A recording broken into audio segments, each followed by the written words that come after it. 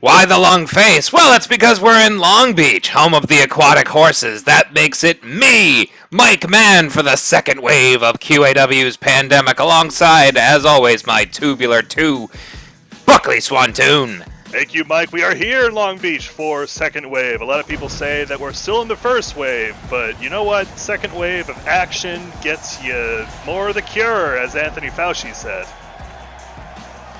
Anthony Fauci, my father, and we'll get into that a little bit later, but tonight we have some hard-hitting action. Lots of QAW gold is on the line. All of these fans risking their life and well-being just to enjoy some hot action. There's no action hotter in the summer than at second wave, baby. Bacteria! And now, Quarantine Action Wrestling presents a very special musical collaboration.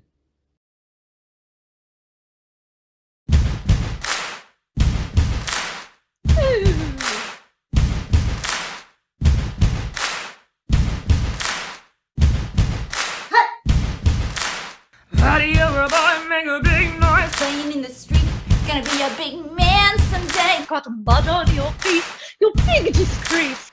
Kicking your can all over the place. We will rock you.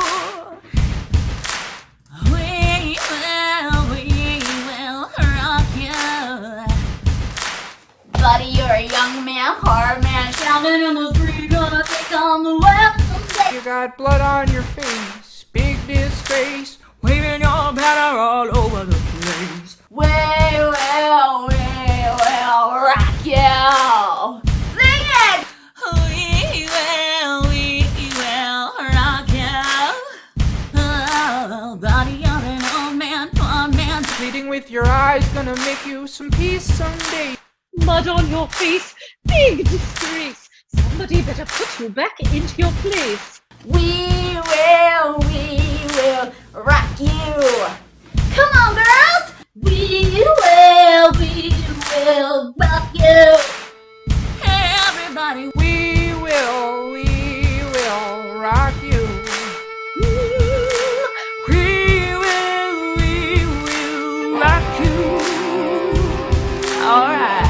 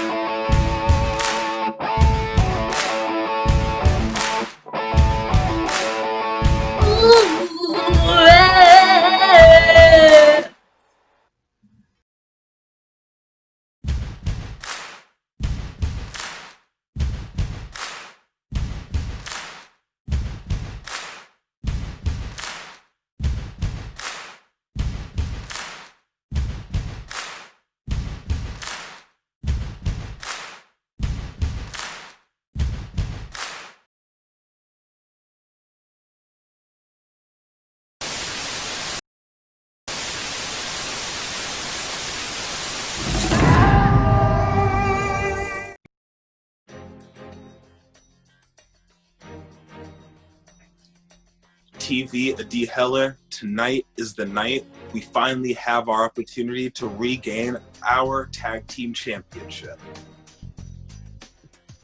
Oh, that is so great to hear, Brion Rock-Moonves. I'm here and I am always by your side. You are my light and my truth and my one final alliance partner going all the way to the end of QAW. You are my guy, TVAD, and tonight the advantage is on our side because tonight we're in a match where we don't have to pin anyone. Oh, thank goodness. I'm nervous about that because we do lose every time we need to actually pin somebody and actually due to that really terrible track record. I've been getting very dry, my friend. I'm dry with fear.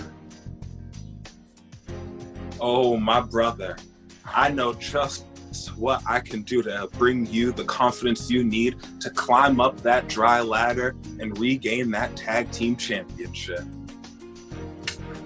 Oh, you mean rely on blind luck like we did last time we win? Because I'm ready to do that as well. Oh, no, that's not what I had in mind, D. You got some other plans, my friend? Oh, I have the plan. It's time to oil up. It's time to oil up. Oh, I just wish I actually had some oil on these here pops. Let me come over to your section of the room. Oh man, I love you, buddy.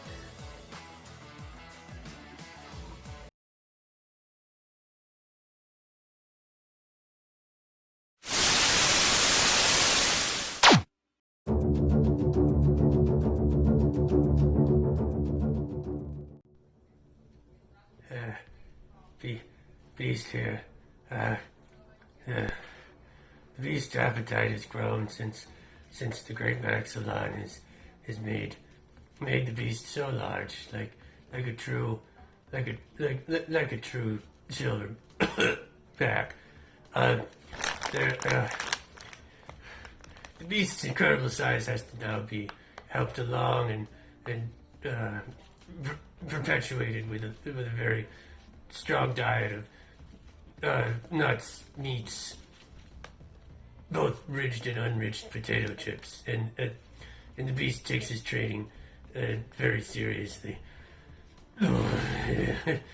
Now, a warning, of course, to the triple bypass threat contestants. We will, Falcon and I will show up quite ready to do combat, and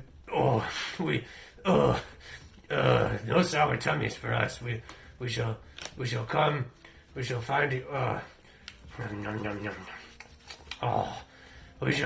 We shall come ready to do battle and to create war that you cannot survive. Barbecue. Oh, Christ.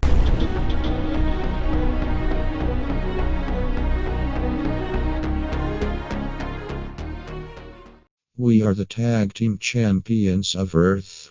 We have defeated the betas that are XS, the chickens that are Chunkle, and now we will pulverize the baby animals in Jungle Love. My baby boy Bing Borg 23 is stronger than them. Are they humans or animals? Get your identity straight. I, for example, am a human, not from Saturn. The Uranus boys will feast tonight and remain the tag team champions of Earth. Kicking things off for the second wave, it's men's triple threat action in a TLC match between the champions, the Uranus boys, challengers Jungle Magic, and the former champions, All Access. This is a hot contest that we're expecting. We've seen a lot of, well, as we saw on Thursday, we saw Devlin's Advocate pick up that victory in the triple threat over the Falcon and Brion Rock-Moonves. But you have to imagine Jungle Magic, as they're coming out now, they got something to prove, and they're gunning for the top. They have championship aspirations. They're looking to cash in those championship dreams towards paying off the medical debts of their mentor, their magical cohort, Maxilon the Magnificent, and his involvement certainly paid dividends. The Beautiful Beast still 8 feet tall. Yeah, that doesn't seem to be a temporary spell. It looks like the Beautiful Beast has now made peace with his new huge lifestyle, and the Falcon also making peace with his magic arm. The two of them separately were impressive competitors, but once you add them together like chocolate and peanut butter, they become a combination that's undeniable. Look at those hips! Look at him go! They're dancing on the rope the way that a drunk man dances on a podium. Know what I'm saying? I do! I've been to the Olympics.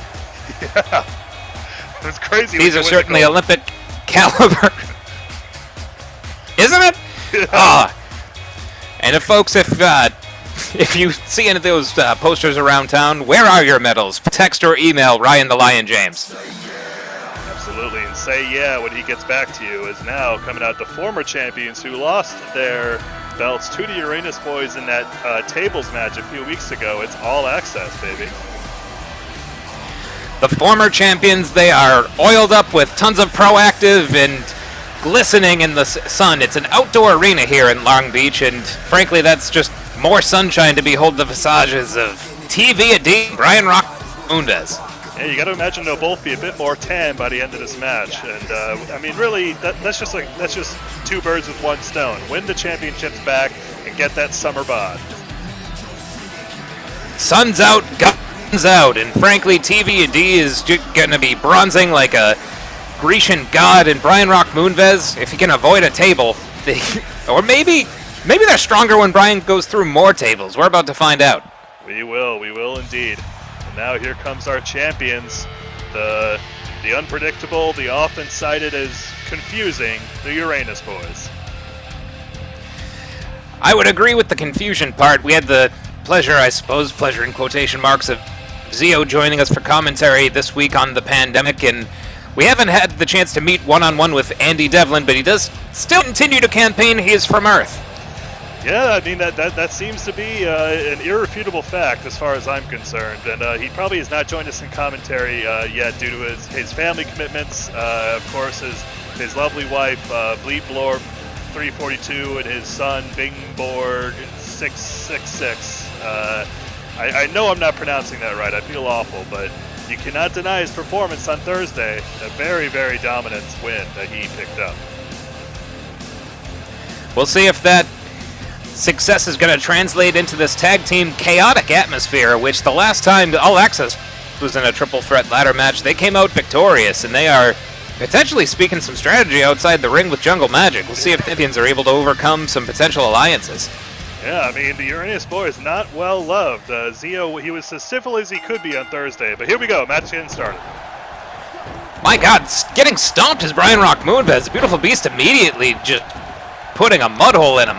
Oh, not to be outdone, Andy Devlin stomping on TV a D. I mean, a little bit of gamesmanship to start us off. I mean, the Beautiful Beast, he's going to be a huge factor in this match. I mean, literally a huge factor. I don't even know if somebody of his size if that ladder can support his weight.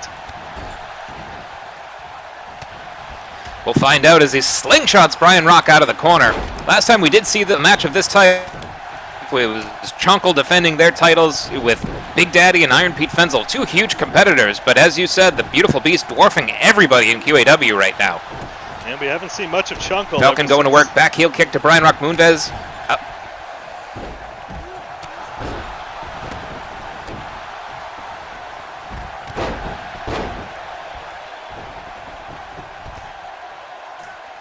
And Chunkle, we have not seen them since they lost those title belts. I'm not exactly sure where they've been. Iron Pete having some commitments of his own, perhaps some talk of a little disgruntlement between the two. That's a word, but we'll see if perhaps if any new champions are crowned tonight, they might be trying to come back for their to stake their claim. What you hate to see disgruntlement between two impressive halves of a strong unit as Brion Rock-Moonves looks to bring down a chair on the Falcon. Beautiful Beast goes flying off the stairs. Jungle Magic getting worked over.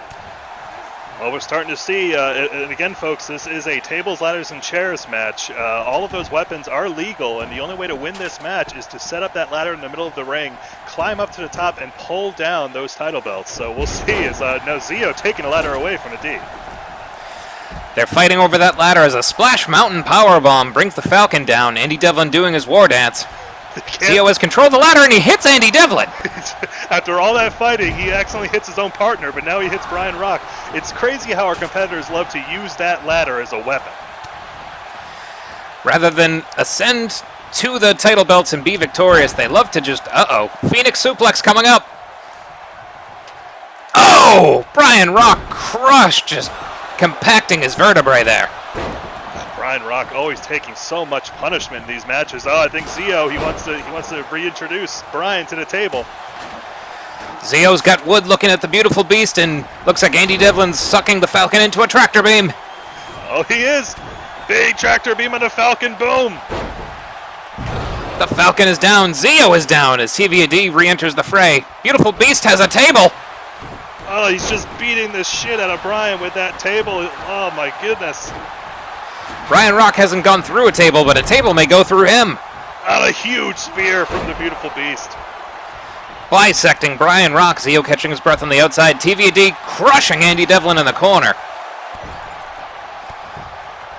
Falcon and beautiful beast standing tall here. If they had a ladder, they could ascend to the top, but no, they're looking to team up and put Andy Devlin down. Now Zio gets back in. That's what you gotta do, though. You have to clear that ring. Now with beautiful beast, never mind. Jeez, these competitors they're not gassing out just yet. Beautiful beast, wow, just with monstrous strength. Oh, but gets crashed and a steel chair just put through his midsection. And that's what you have to do if you're fighting a beast of that size. Oh, as he falls through TVAD, you gotta use those weapons. How else do you put that monster down? Maybe with kindness and understanding, maybe buy him a kitten, but no, he sends Andy Devlin flying out of the ring. It was beauty that killed the beast.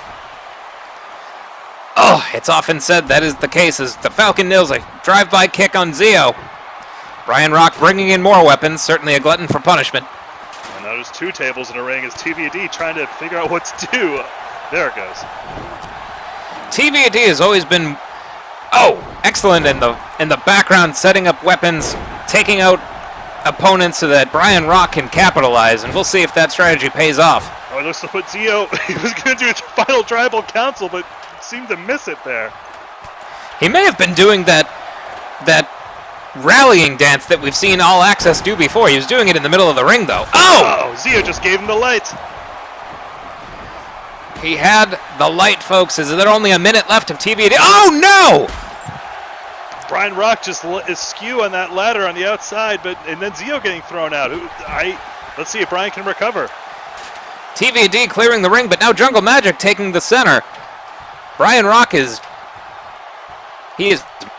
motionless on that ladder. But he gets We have off. seen Brion Rock go through tables. Thank goodness. Oh, TVAD leveling the beautiful beast. A real David versus a D Goliath. Oh, and Zio gets powerbombed through the ladder. Oh my God! Again, just like in the last match, he always gets put through those ladders. Brion Rock. The revenge of the Rock as he brings down the Falcon. TVD sent sprawling to the outside. Oh, but no! Devlin's Advocate, a huge spine buster on Brion Rock into that ladder. Painful. The amount of punishment these men are willing to go through to become tag team champions. This is why the tag team division in QAW is so outstanding. Oh! And a first contact on the beautiful beast, leveling him. Now TV and D bring beautiful beast back up. Oh, now a D with a Weasel Woo. Weasel Woo! Oh no! Steel chair to the beast. Zio getting rid of that table. What does he have in mind? Oh my! Both the beast and TVAD laid out from those chair shots, and now Zio marking his territory and now putting in the corner. Zio constructing a carnival of pain. And now, what does he have in mind for Brion Rock? Oh! plants Brian Rock in the hardest part of the ring. DDT. That diamond-encrusted ring, and now Beautiful Beast looking to perhaps maybe set up that ladder. Is he going to start climbing? Can this ladder support his massive weight? Oh, he can barely support his own weight. Look how tenderly, gingerly he's ascending. Look, he's got his hands in the belt. He's got his massive paws around the gold, and Zio, he might be too frightened to fight him off. Wait, no, here he goes. Works up his confidence. Oh, no. Zio! Oh my god, he gave him the light from the top of the ladder. Lights out for the Beautiful Beast as TVAD works over his legs. Brian Rock has hold of Zio. This is awesome. I can't believe it. We saw Zio give the Beautiful Beast the light from the top of that ladder, crashing into the canvas. Oh no, Brian Rock! Powerbomb! Zio's just on a tear. Sunset Bomb! Is that enough? Does TVAD have enough to grab the titles? No, Beautiful Beast looking to stop him. Ooh. TVAD fighting him off. Again, TVAD not intimidated by a competitor. No, just throwing the Beast off! That's twice now. He's plummeted from the top of the building. TVAD has his hands on the gold. Is this enough? Is All Access going to be our first ever two-time champions? Now the Falcon tearing away at his back and lower back. Yeah. Just punching him right in the hamstrings. TVAD! Oh, caught and slammed by the Falcon. Oh, not yet, says Devlin's advocate and the Falcon. Falcon patrolling the skies and just shooting TVAD down, and Andy Devlin dumping the Falcon. On the outside, Zio and Brian Rock trading blows. But TVAD just springing back to his feet and immediately put down. Devlin's advocate saw that coming. But TVAD will not stay down. He won't, and now down goes Devlin's advocate. He didn't even get to the top. Revenge is a dish served cold and metallic as he sends both members of Uranus Boyz out of there. Oh!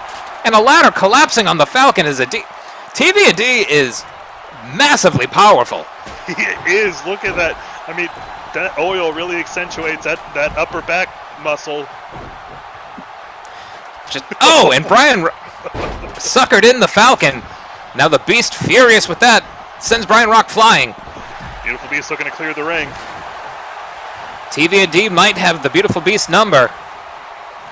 But no, the Beast looking to collapse in his cranium as Zio does a little bit of a dance in the middle of the ring. Beautiful Beast does not like dancing. Oh, he throws him out. Beautiful Beast is the only one in the ring. Beautiful Beast standing tall. He is top of the food chain, but Brian Rock is not afraid. All Access, no intimidation from an 8-foot-tall gorilla. Brian throws down a chair, but gets hit with a ladder for his trouble. Busted open. All Access, no strangers to bleeding from the head as Beautiful Beast has popped the cherry on the blood tonight. Beast also set up the ladder wrong. I think Beautiful Beast. Oh no, but the Beast's arm, it's wrapped around the pole. Oh my god. No. How terrible. Oh, it seems to have popped back in. Thank you to Maxilon. No, Brian Rock takes down Zio. The magic of Maxilon has just been absolutely amazing. Oh, but then Beautiful Beast hopping back up. These are magically powered, folks. This is unbelievable. Falcon running in place somehow. He's just building up a head of steam, and Andy Devlin takes him down. They kicked that table out. Almost hit our Men's Warehouse representatives. Oh, you're going to like the way this feels, I guarantee it, as this action is hot, happening. And the Beautiful Beast looking to put down Zio. TVAD doing a little bit of a running man. TVAD trying to decide what to do. He's got so many options. Beautiful Beast knows what he wants to do, which is brutalize Zio some more. Zio takes the ladder from the Beast. The Beast takes the ladder from Zio. Puts it down. Sends him flying to the outside. And now it's just the a Beautiful Falcon. Beast. TVAD. He's the only one in the ring. A lot of men fighting him. The Beast now slowly ascending. This could be the crowning achievement of Jungle Magic. Is their tandem going to bear championship fruit?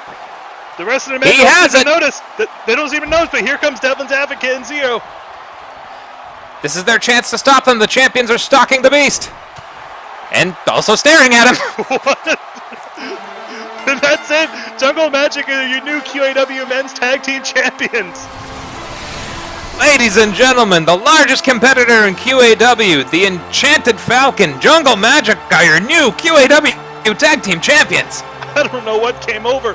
It seemed like Devlin's Advocate tried to move the ladder there, but perhaps just the weight of the beautiful beast just matted it down onto the ring. I don't know how to explain it, but there's one conclusion: is that Jungle Magic are your new champs.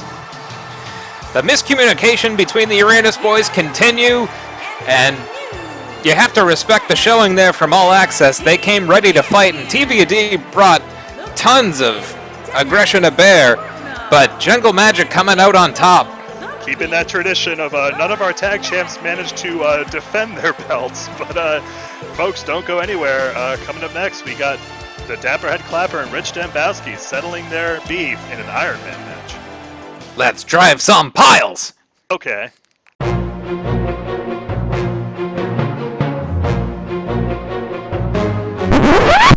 Okay, stop the music. Stop the music. Dapper Head Clapper here. See, I know all of you come to me to find out about the latest in fashion and style, but I have to talk about something different right now. Recently, there have been some scurrilous, heinous, disparaging, contemptuous, derisive, defamatory, slanderous, vituperative, and frankly bullshit accusations about my supposed role in the vehicular attack on the big ticket. Let me set the record straight. First, does anyone really think I would use my car for something as basic as a hit and run? I drive a 2018 Rolls-Royce Phantom Drophead Coupe worth $500,000. And I'm gonna use my car to run down a guy wearing jorts? Please. Second, everyone knows I drive on the sidewalk on Sundays, and this so-called hit by me, finger quotes, occurred on a Thursday. Explain that. And finally, at the time of the alleged incident, I was sitting in a first-class seat on a Virgin Airlines flight to Australia to watch two kangaroos fight to the death for the right to become the leather for my new house slippers.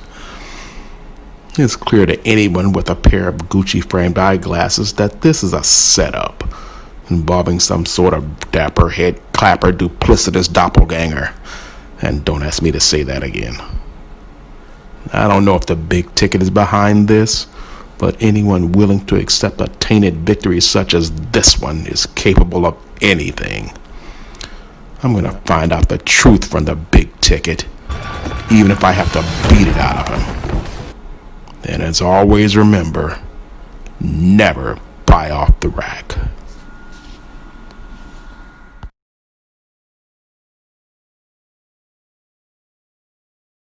Hello, QAW. It's the big ticket, Rich Dembowski. I don't know what you're thinking. Did you hear what the Dapper Head Clapper just said? Rich is gonna lose his mind! But I'm not. See, right now I'm outside Charlotte, North Carolina, at a location that will remain undisclosed, because right now I don't know who I can trust. Did he do it? Did he not do it? Is he saying it's my fault? Is he saying one of his 37 valets did it? It doesn't matter. It doesn't matter. See, because if you break a bone, you go see the orthopedist. If you have a heart problem, you go see the cardiologist. Everybody knows that the big ticket doesn't have a heart problem. I'm all heart, motherfucker. See, but if you have a spiritual problem, you have to go to the Mecca. You have to find your guru. You have to center yourself and your being. You know, all my life, all I wanted to be was one thing: the man. As Mr. Flair always said, to be the man, you've got to beat the man. And I know you're thinking, oh, Ric Flair? No, you call him Mr. Flair. Put some respect on that. So I'm down here trying to figure out how to beat the man. And you know what? You're all on notice. Every single one of you. But Dapper, you're next. And of course, as always, I'm me and you're just you.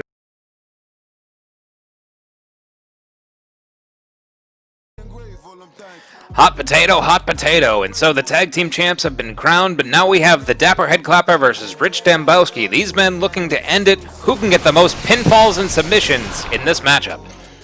These two have had a long-standing, well, they have quite the story behind them, having a Match of the Year candidate about a month ago in the first rounds of the Wellington Classic, and ever since they've just been at each other's throats. Backstage, it was Rich Dembowski getting hit by a car, who we believe to be the Dapper Headclapper's car, but Dapper has since refuted that. So it's a mystery of really who ran over Rich Dembowski, but these two, they're looking to finally settle their history right here tonight. Who is going to write the last chapter in this epic rivalry between these two incredibly large, beefy men? These beefy boys I love so much. The Big Ticket, perhaps one of the beefiest in QAW, just an absolute powerhouse he is. And having picked up, he seems to have had a bit of an advantage over Dapper lately. Him and Conspiracy Carl beating the accountant in Dapper just the other week. And you got to imagine he's the favorite going into this match. He certainly has no shortage of confidence. His reputation from overseas, his strong collection of wins in Japanese wrestling promotions, he's looking to parlay that strong style into more success here in QAW as the Dapper Headclapper makes his enchanting entrance. The whole tempo, the mood of the arena changes whenever this suave, sophisticated man makes his entrance. You can just smell that arrogance just wafting throughout the arena. Makes you wanna just sit back, put on some slippers, and smoke a fine stogie. You know what I'm saying? Certainly do. Nothing like fine tobacco to take you through a pandemic. And folks, we'd like to thank our sponsor for tonight's second wave, Fine Stogies. Fine stogies. If it's an ass, you'd say damn. They're not good, they're not great, they're fine. Oh, but this is a match that we've been looking forward to for a long time. And again, these beefy boys, you got to imagine. And folks, let me take the chance here to explain. In an Iron Man match, this will go for 15 minutes, and whichever of these competitors can earn the most pinfalls or submission tap-outs within that 15 minutes will be declared the winner. And seems like no stronger way to really settle who's got the one up here. And here we go, Ethan checking in for his first match of the night. Ethan, resplendent in some suntan lotion, still white as a ghost. He certainly is, Ethan. We're all worried about you, but we're glad that you didn't have to be there in the ring for that first TLC match. But as you can see, we have Brett with the timer up there, and he has to click every single second there. So let's just hope that he doesn't goof up with the timing at all.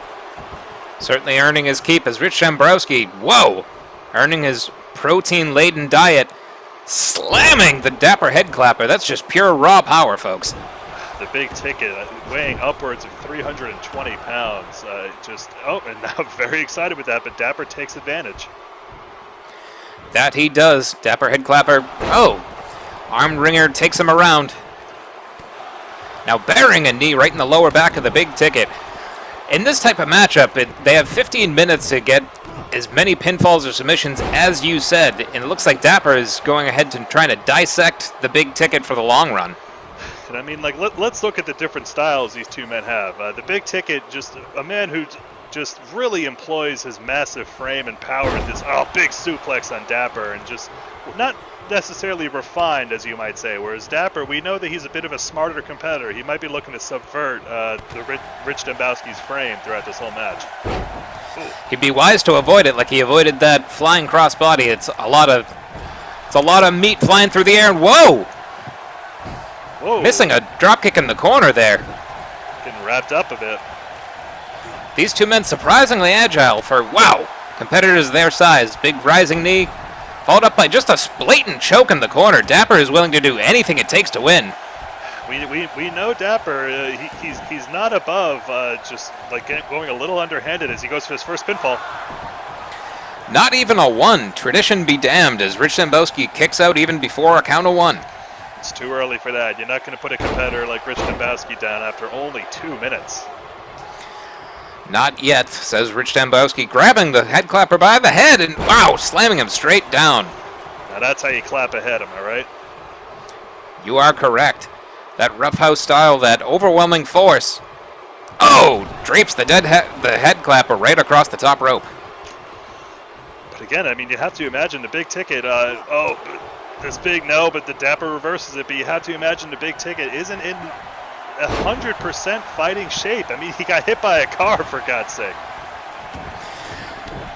I mean, that's the heart of a warrior. That's fighting spirit, just to be able to show up even if you're not 100%, throw on your brown leather boots and just kick some ass. Well, as he says, he's him and we're just not him. Kick out at 1. Our first 1 count of the evening. Ethan in position, unlike many matches. Our first 1 count. Take a drink, folks. Double knees to the head. That is how you clap a cranium. It certainly is, and it looks like he wants to get his first pinfall now as he puts, yes, the master of the pile driver, pile drives Rich. Plants the big ticket, puts the big ticket right down on the top of his head. Ethan in position. 1, 2, no! Rich Dembowski out before a 3. All right. Interesting strategy. They, as you said, at 15 minutes, Rich Dembowski not looking to give up a single fall yet. You know what? I mean, at some point, you're gonna have to take a fall at some point. It's almost might be worth it just to give yourself that break to let yourself catch your breath. Oh, but a huge spine buster. 1, 2, oh! Rich Dembowski almost stealing a quick pin there with a snap spine buster floating right into a pin. Excellent fundamentals there by the big ticket. Now stalking the head clapper from the corner. He's looking for a huge spear. Spear brings the head clapper down. I'm surveying the damage. 1, 2, no! Head clapper is out at 2 and not a single crease in those lovely threads. I mean, these two, they put on, they're no stranger to being in the ring with each other for over 15-20 minutes, as again in the first round of the Wellington Classic, putting on a classic of their own. This is not going to be an easy fight for either of them. Not at all. DDT reversed into a back body drop. Oh, but Rich's strength giving out there momentarily. Maybe some wear and tear from... Whoa! Getting hit by a car as a gorilla press slam takes him down. Dapper showing him this is how you do it. La la la la la la la la. Oh! Eye rake there from the head clapper. Now head clapper not able to lift Rich. These men, maybe they're going too hard too soon. They might. They still have 10 minutes left. No matter what, you gotta stay in shape for the rest of the match. Just struggling to move one another. Dapper head clapper reverses, spins around the big ticket. It's really trying to pick the right moment. You're almost seeing like playground tactics of just trying to make the other man dizzy. Maybe, but now he's putting Rich up on the top. He might be going for something big. Positioning the big ticket for, what does he have in mind here? I can't believe Rich didn't reverse that. Oh! Massive superplex brings down the big ticket. You felt that throughout the arena. Cover 1, 2, oh! Big ticket kicking out at 2, the second wave of his momentum kicking in perhaps as the Dapper head clapper apoplectic. I gotta tell you, Mike, I almost thought we were gonna see a repeat of Fear Itself and the Reverend there. I'm surprised that the ring managed to hold up. From what I understand, we've reinforced the foundation, the poles, all of them of the ring for this encounter specifically as Dapper drops a leg right across Rich Dembowski. Dashing leg there. That might be enough. No, he's not going for the cover just yet. He wants to ensure he gets that first fall on the board. And now rubbing his face right in the mat. Waits for the big ticket to come back to his feet. Oh, here it comes. The big pile driver. Second pile driver brings Rich Dembowski down. That cumulative offense, is it going to add up to our first decision? 1, 2, 3, and the head clapper's on the board. That's 1 for Dapper head clapper. Backbreaker to the big ticket. He's going to pour it on. Jeez, they don't give him any time in between those falls, but Rich right back up. But Dapper looking to keep that momentum going as he looking to cut off the airway of big ticket perhaps. Restricting the blood flow from the jugular vein and looking to maybe make the big ticket pass out here. He could get a number of falls if Rich is passed out. He could just keep covering him. That's true. I mean, what is 7.5 minutes divided by 3? That's 2.5. That's so many falls. If you have your QAW calculators at home, folks, you can do the math, but Dapper Head Clapper brings Big Ticket up. Ooh. Big Ticket shakes off a dropkick. That is the newest addition to our QAW merch shop. Get your calculators, folks. You need to do math like a nerd, do it cool. That's what the accountant says. Yep. And now, Dapper Head Clapper takes down Rich Dembowski. Goes right to work on that leg.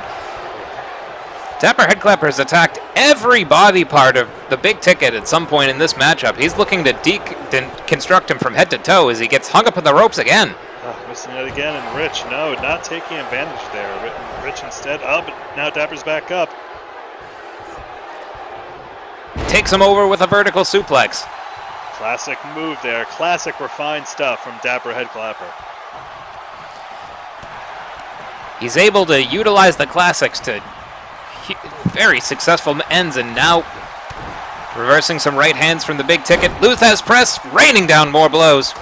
And Rich, the Big Ticket's busted open. He is. This is not looking good for the Big Ticket. He's down 1-0. Oh! 1, 2. Oh. Luckily that bandana soaking up some of the blood, but Dapper is just... He has a juggernaut of momentum here. Rich Dembowski's going to have to do something dramatic to turn his favor. And he needs to pick that up. I mean, going into the last 6 minutes, tied at 1 would be big for a morale boost. Certainly would. Now the Dapper Head Clapper just tearing back on the jawline and neck of the Big Ticket, who is able to escape out. Oh, Ethan looks surprised. Attitude adjustment! Oh! 1, 2, 3! Rich Dembowski catching Head Clapper off guard. That was a shocker. We're tied up, folks, 1-1. And Dapper's pissed. Dapper absolutely just ambush surprise there. Oh, and a boot right to the midsection of the Big Ticket. He might have evened it up, but Dapper is still in control. 1, 2. Big Ticket out again. Dapper can't afford to lose his composure here. Going for a pin pretty quick there. No, like he cannot lose it. But no, now he's setting him up. He might be trying to pick up his second fall now. Pile driver number 3. Oh! Oh! Throw those hats, folks. The hat trick is successful. Cover 1, 2, 3. There we go. Dapper up. 2-1, folks. Pile driver's paying dividends, and oh, and a DDT planning Rich again. That his head is getting brutalized in this matchup. God, yeah. If it weren't for that bandana, we might be seeing Steve Delfino levels of blood here. That we could. The cerulean blue yet to be stained by the blood of Rich Dembowski, thanks to that bandana, who takes down the Dapper Head Clapper, grabs him by the head, and is going to smash him again. That's a real quick shout out to our other sponsor, Cerulean Blue. You can't see blood on our blue. You can go ahead and check them out at the Bumble and Strip Mall. Giant rising knee takes down Rich Dembowski, and the Big Ticket, or Dapper Head Clapper, very proud of himself, but we're still tied. Rich, you can't take that long. You only have 4 minutes. He's down by 1 fall. Or excuse me, yep, you are correct. It's still 2-1. Chop there to the Head Clapper. Oh, stun gun! Oh, Dapper looking to secure it here. I mean, really all he needs to do is just last for these next 3.5 minutes. Dapper leg drop coming up. Big dashing leg drop. That dashing leg drop, and now the Head Clapper, he just has to run out the clock, as you said, but he could be looking to put a cherry on top of this bloody Sunday. Looks like he might be trying to... Yes! Pile driver number 4! Oh my God, how concussed is Rich Dembowski? On a scale of 1 to NFL, yes. 1, 2, 3! 3-1, the Big Ticket's in a dark hole. Oh, but now Dapper's busted open. Are we about to see a comeback from Rich? He's gonna have to rally. Pouring it on with a rock bottom! That might get him his second one, folks. He's gotta go for the cover, though. Don't go to a blood rage. 1, 2. Oh, that blood rage may cost him. You're not an orc, my friend. Dapper, head clapper, though, to resistance. Oh, but now Rich setting up for perhaps another attitude adjustment. Picks up the head clapper, dumps him with the attitude adjustment. Oh. 1, 2. No! Dapper. Head clapper out at 2. How is Dapper standing up to this? He will not relinquish that lead. He's up by 2 falls even. Big Ticket slams him into the mat. He's going to have to get a couple falls quick here, folks, if he has any hope of winning. He has 2 minutes to get 2 falls. I don't know if he can do it. He's got to capitalize. Every wasted second is playing against him. DHC kicks him off. Shaky knee drop. DHC, as you call him, he might just be taking his time here. All he needs to do is run out the clock. You hate to see it. It looks like the Big Ticket's actually, he's peed his pants. Luckily, P doesn't show up on Cerulean Blue either. No, but it does on those jorts. 1, 2. Oh, that blood rage actually, it was spouting from the head and unfortunately from down below. Well, blood coming out of the head doesn't feel as good as urine coming out of the penis, as they always say. Oh boy. Sorry. 3, 4, 5, 6, 7, 8, 9, 10 from the ticket. Oh, come on, Rich. You need to go for the pin here. Head clapper brings him down with a rising knee. I think time is running out. The last grain of sand in the hourglass is going to fall. I think the head clapper has this in the bag, but he's looking to just punish the Big Ticket for as long as he can. I mean, think of everything that's built up to this point between... Oh, going for another one. 1. No. Ooh. Big Ticket out at 1. He's going to have to go for a couple quick falls. He only has 30 seconds. Think of everything that's been building up to this match, the blood feud that these two have had going on. I think Dapper, he came into this wanting to make a statement that he was sick and tired of being falsely accused and being pushed around by Rich, and it looks like he's done that, folks. This is pretty much over. The Big Ticket is covered in his own blood from head to chest. But maybe he's looking to give our fans something to remember him as the Dapper head clapper sends him in. And just a final hit there. And a Bulldog brings this match to a close. The Dapper head clapper is our victor, 3-1. Decisive as decisive can be. Again, a novel effort from Rich, but at the end there, Dapper just managed to control the flow of the match and would not let Rich get any more offense, and just expertly done on the part of Dapper head clapper. Indeed, and you wonder if his future aspirations are intergalactic. Are they based in the New England heritage? Is he looking to take over the men's division of QAW? Who knows, but the future looking quite bright for the Dapper head clapper. Absolutely, congrats to Dapper. Here is your winner. Willard coming in here to announce the winner for some reason, and looks like they both cleaned up. Very nice of them to do that, and a handshake in the middle of the ring. You love to see it between two closely matched competitors. Good for them. Friends for life, perhaps. Friendship. Again?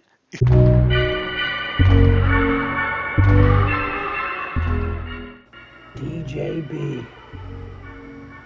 Are you really trying to tell the world that we aren't the same? You see, every time someone laughs at you, that's me. I am you, DJB, and that second wave, I'm going to show the world how much you need me. I'm going to show the world how similar we are, how inseparable we are. And until then, night-night.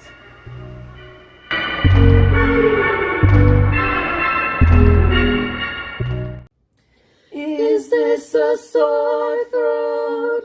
Is it... I don't know who you are, clown, and I don't know what you're up to. But as long as you're out there, I can't love myself, I can't take care of other people, and I can't follow my fucking dreams. That's why at Second Wave, it ends with me. I'm gonna have the last laugh. You're gonna see the light. That'll be your time. And I'll leave you with this.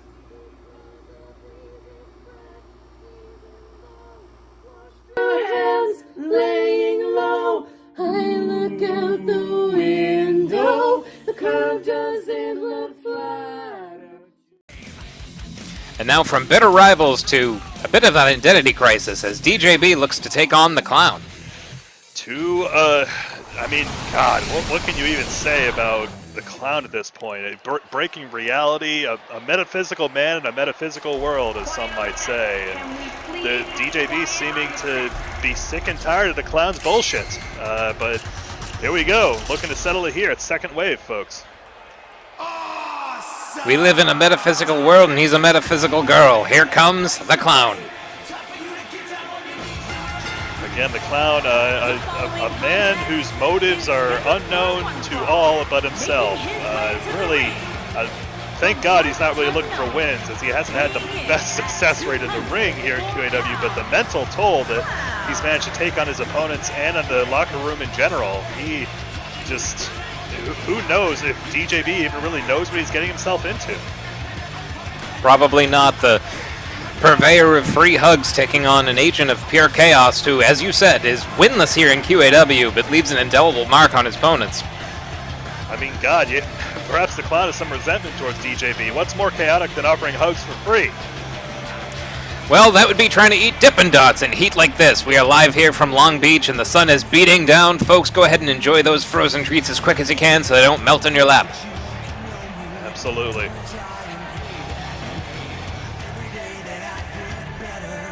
The Clown very confident as per usual, and is he up to the task of taking on DJB?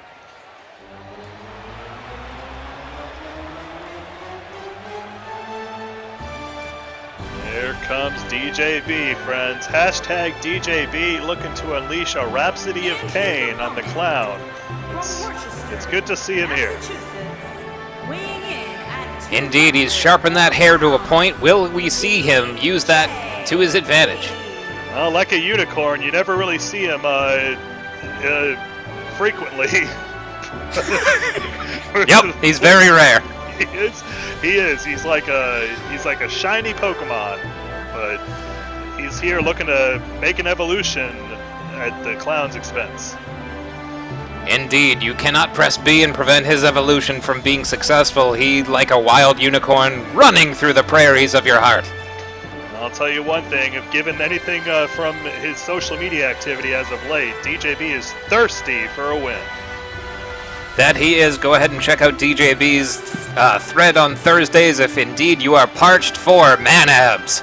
Yes, sir. You know I am. Go ahead and tweet Mabs at DJB. He'll know what that means. And tag me on Twitter. I'm at RipNasty, folks. Oh, looks like the DJB looking to parody the Clown a little bit. Looking to get inside the head of the Clown, which good luck getting out of there if you ever get inside. We will see the Clown taking an early advantage of that snap suplex. Brings DJB down. Plasters him with a kick across the back. Chop blocked there by DJB. Punches him right in the nose.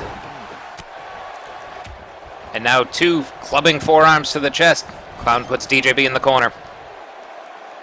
Oh! And hits pay dirt immediately, just bringing his forehead right down to the canvas. A unique offense from the Clown. These two, I mean, it's almost like looking in a mirror seeing these two fight each other. Pretty evenly matched thus far. Clown ducks underneath. The two noses collide. Knee to the... Oh! Knee to the leg, kick to the hamstring. And an impressive hurricanrana there from DJB. DJB looking to turn the Clown into a Western masochist. Let's see if he can secure a victory tonight. That he is. Sends him into the corner. Oh! Drop kick to the kidney. Has DJB has the Clown. Sets him up in the ropes. Ooh. Knee to the midsection. Knee to the midsection. And a Russian leg sweep brings down the Clown. Classic sequence there from DJB. We're seeing some old school coming out right now. It's a strong, tight five. Oh! Drop toe hold there, puts the Clown in the ropes. Ooh. And yes, DJB scores. Cover. 1. No. Kick out at 1. Ethan back in the ring. Must be a little upset after Willard insisted on coming into the ring after that Iron Man match, simply to announce the winner. Willard really looking to hog some of the glory here tonight. That he is, as DJB brings a leg across the chest of the clown. And now just... Oh, he's shoving his fingers in his mouth. Oh my god, he's looking to use the clown's moves against him. That's the open micer, as the clown calls it. The open micer being used by DJB on the clown, who fights him off. How disgusting. He's not wearing any PPE, protective gloves. His hand is covered in clown juice. Oh, clown juice is the worst kind of juice. Cover 1. That's the only sponsor we've rejected at QAW is clown juice. Don't look for it in your grossest freezer. I'm getting word here. He calls that version the take care of each other. Looks like he was trying to take care of the clown just then. Drop toe hold. And yes, for the second time, teabagging the back of the neck of the clown. Teabag that neck. Sends him into the corner. This has been the clown just not able to have an answer for anything from DJB. DJB looking to capitalize on this momentum. Eats a boot to the midsection. Reverses that spinning heel kick. Lands one of his own. Anything you can do, I can do twice. Flurry of offense. Ethan almost taken down. And a spinning back elbow there. DJB out of breath. Ethan's managed to avoid contact so far, but the women's tag match is up after this. Let's see if he's been mentally stealing himself for that one.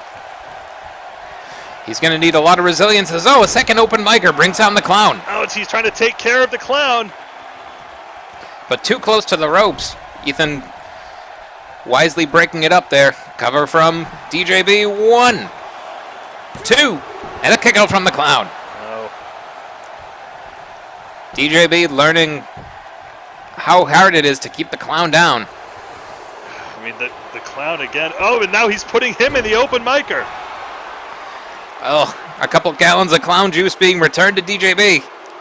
All that juice getting everywhere, mixed in with Rich Dembowski's blood. We might be seeing some kind of a horrible science experiment here, folks. It's truly a terrible cocktail as DJB sent into the corner. Sent into the corner, and now the clown's setting up for, we've seen this before. Get it ready for it for the birthday party. Oh, happy birthday to these nuts. Oh, take care of those nuts.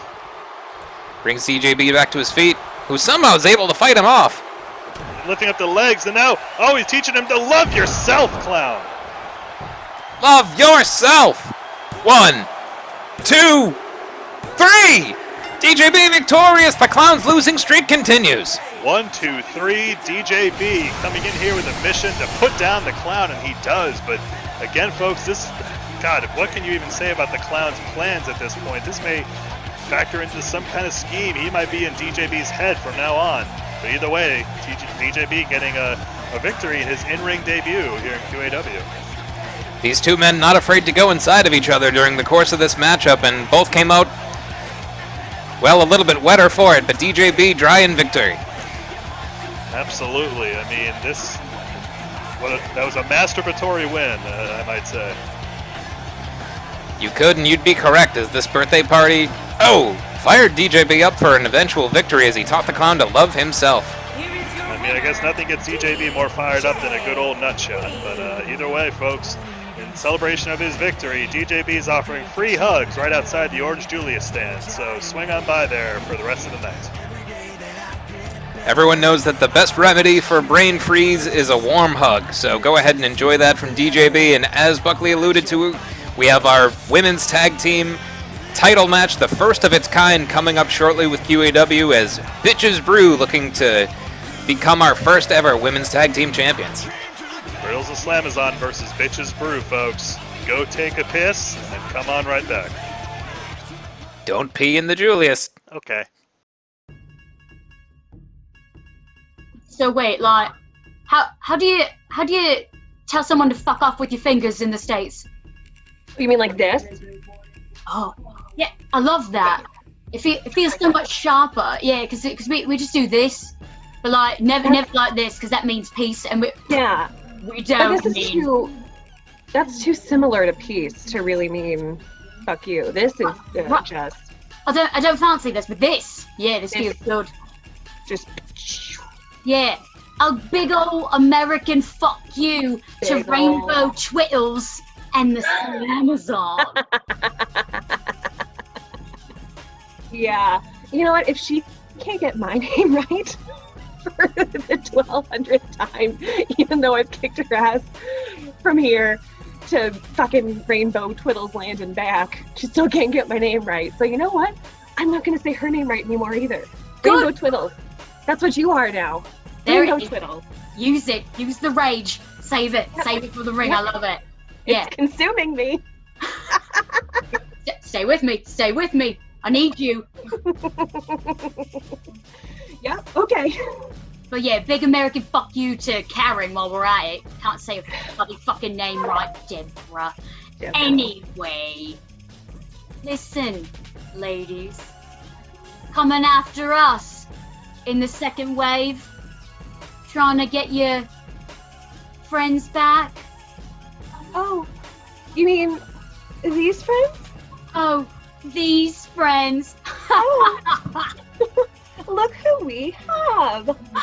Oh, say hi to your girlfriend, Chair. Oh, Chair. Oh, help me, Chair. Help me. Oh no, Tarina. Oh, it's awful here. Oh, she keeps bloody using me to smash property or to change light bulbs. Oh, she keeps using me just to sit on, or sometimes she'll put me in a stack and just kick it over whenever she's feeling pissed off, which is often. Oh no, we're so abused. Oh, help me, Chair. Help me, Chair. Shut up. You get out of here, you daft wanker. I'm taking top back from a chair.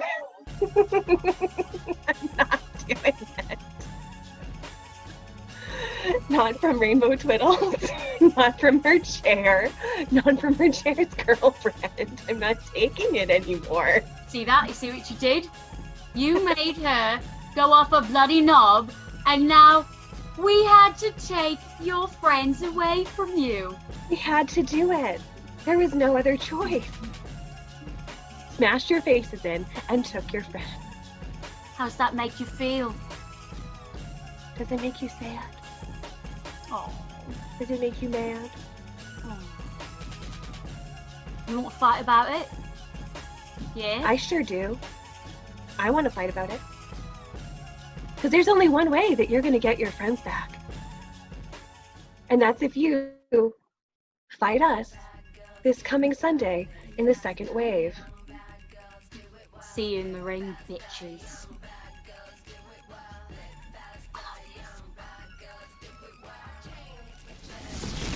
We're cooking up something. We got some beef with you. We are cooking with grease and beef.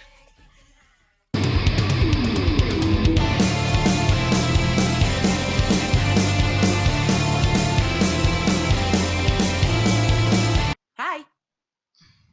Hola, Rainbow Brittles. I am happy to form a team with you as you came to my defense on my last fight, and so I appreciate this very much. They were using chairs so bad, and like, you know, that's not fair what they did to you, and like, I just want you to know, like, I've been there, and it's bad news, so like, you're welcome. Yes. Sí, gracias. And I like to say, the enemy of my enemy is my friend. And so for this reason, I think it is a good idea for us to team up and take down Beach's Brew at pay-per-view. Oh, So, yeah. The Sunday, like, yes. Bitches Brew, they don't know, like, what was going to hit them because, like, it's, like, Rainbow Brutal's birthday, and it's going to be, like, a party in the ring when we beat them, and then off the ring when we celebrate my birthday. Yes. Okay, good. Sure, whatever. But Yeah, but I think primero we should talk about strategy, right? Oh yeah, And, we gotta have balloons. We gotta have. I like Carvel cake. Pineapple on the donkey, I think, is a little niche, but like, what? Okay, yes, for the fiesta. See, these are all good things. But I'm talking about the fight itself. So in the ring, you know, Delia Payne and Jess Coldheart Cashin. Sorry, Yes. I was confused. Yeah, we're gonna win. Tag team. We're gonna team up, and like your size and my attractive justice is gonna go great together. Yes. And it's my birthday, so like I probably have to win. Well, so that. See, however, we don't want to take these things for granted, no? So it's probably a good idea to talk about strengths, the weaknesses, what moves we are going to use in the ring. You gotta do cha-cha slide. We gotta steam up that dance floor. Step to the left, step to the right, crisscross. Everybody. Yes. Okay. I don't want to talk about my birthday. All right. Listen. Here's the thing. I can't wait for Sunday. We're gonna kill it. Yes. Like Slamazon plus Rainbow Brittles yes. against Jess the Cold Hard Cash Butt and Delia Deborah Payne. see, Deborah Payne. Yes. You like that because that's not her name. Yes. I digress. It's gonna be amazing. But there's a big butt. There's like a big like peach butt. Okay. We're not doing shit under one condition. And I think you know what that is. What is it? What is it?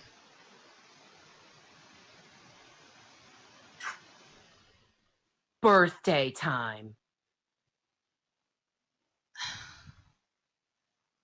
Feliz cumpleaños a ti.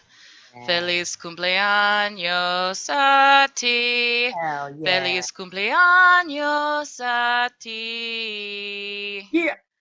Feliz cumpleaños a ti.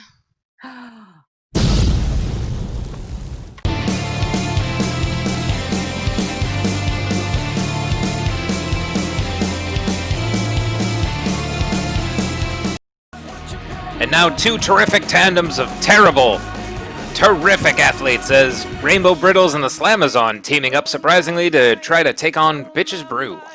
Yeah, we have a bit of the orthodox and a bit of the unorthodox in both of these teams. Bitches Brew have really just been a vicious tandem ever since they came together here in QAW, just abducting Cheryl's, wreaking havoc on Rainbow Brittles' family. But the Slamazon and Rainbow Brittles, unlikely friends, can make for the strongest teams as we see the Slamazon come out now.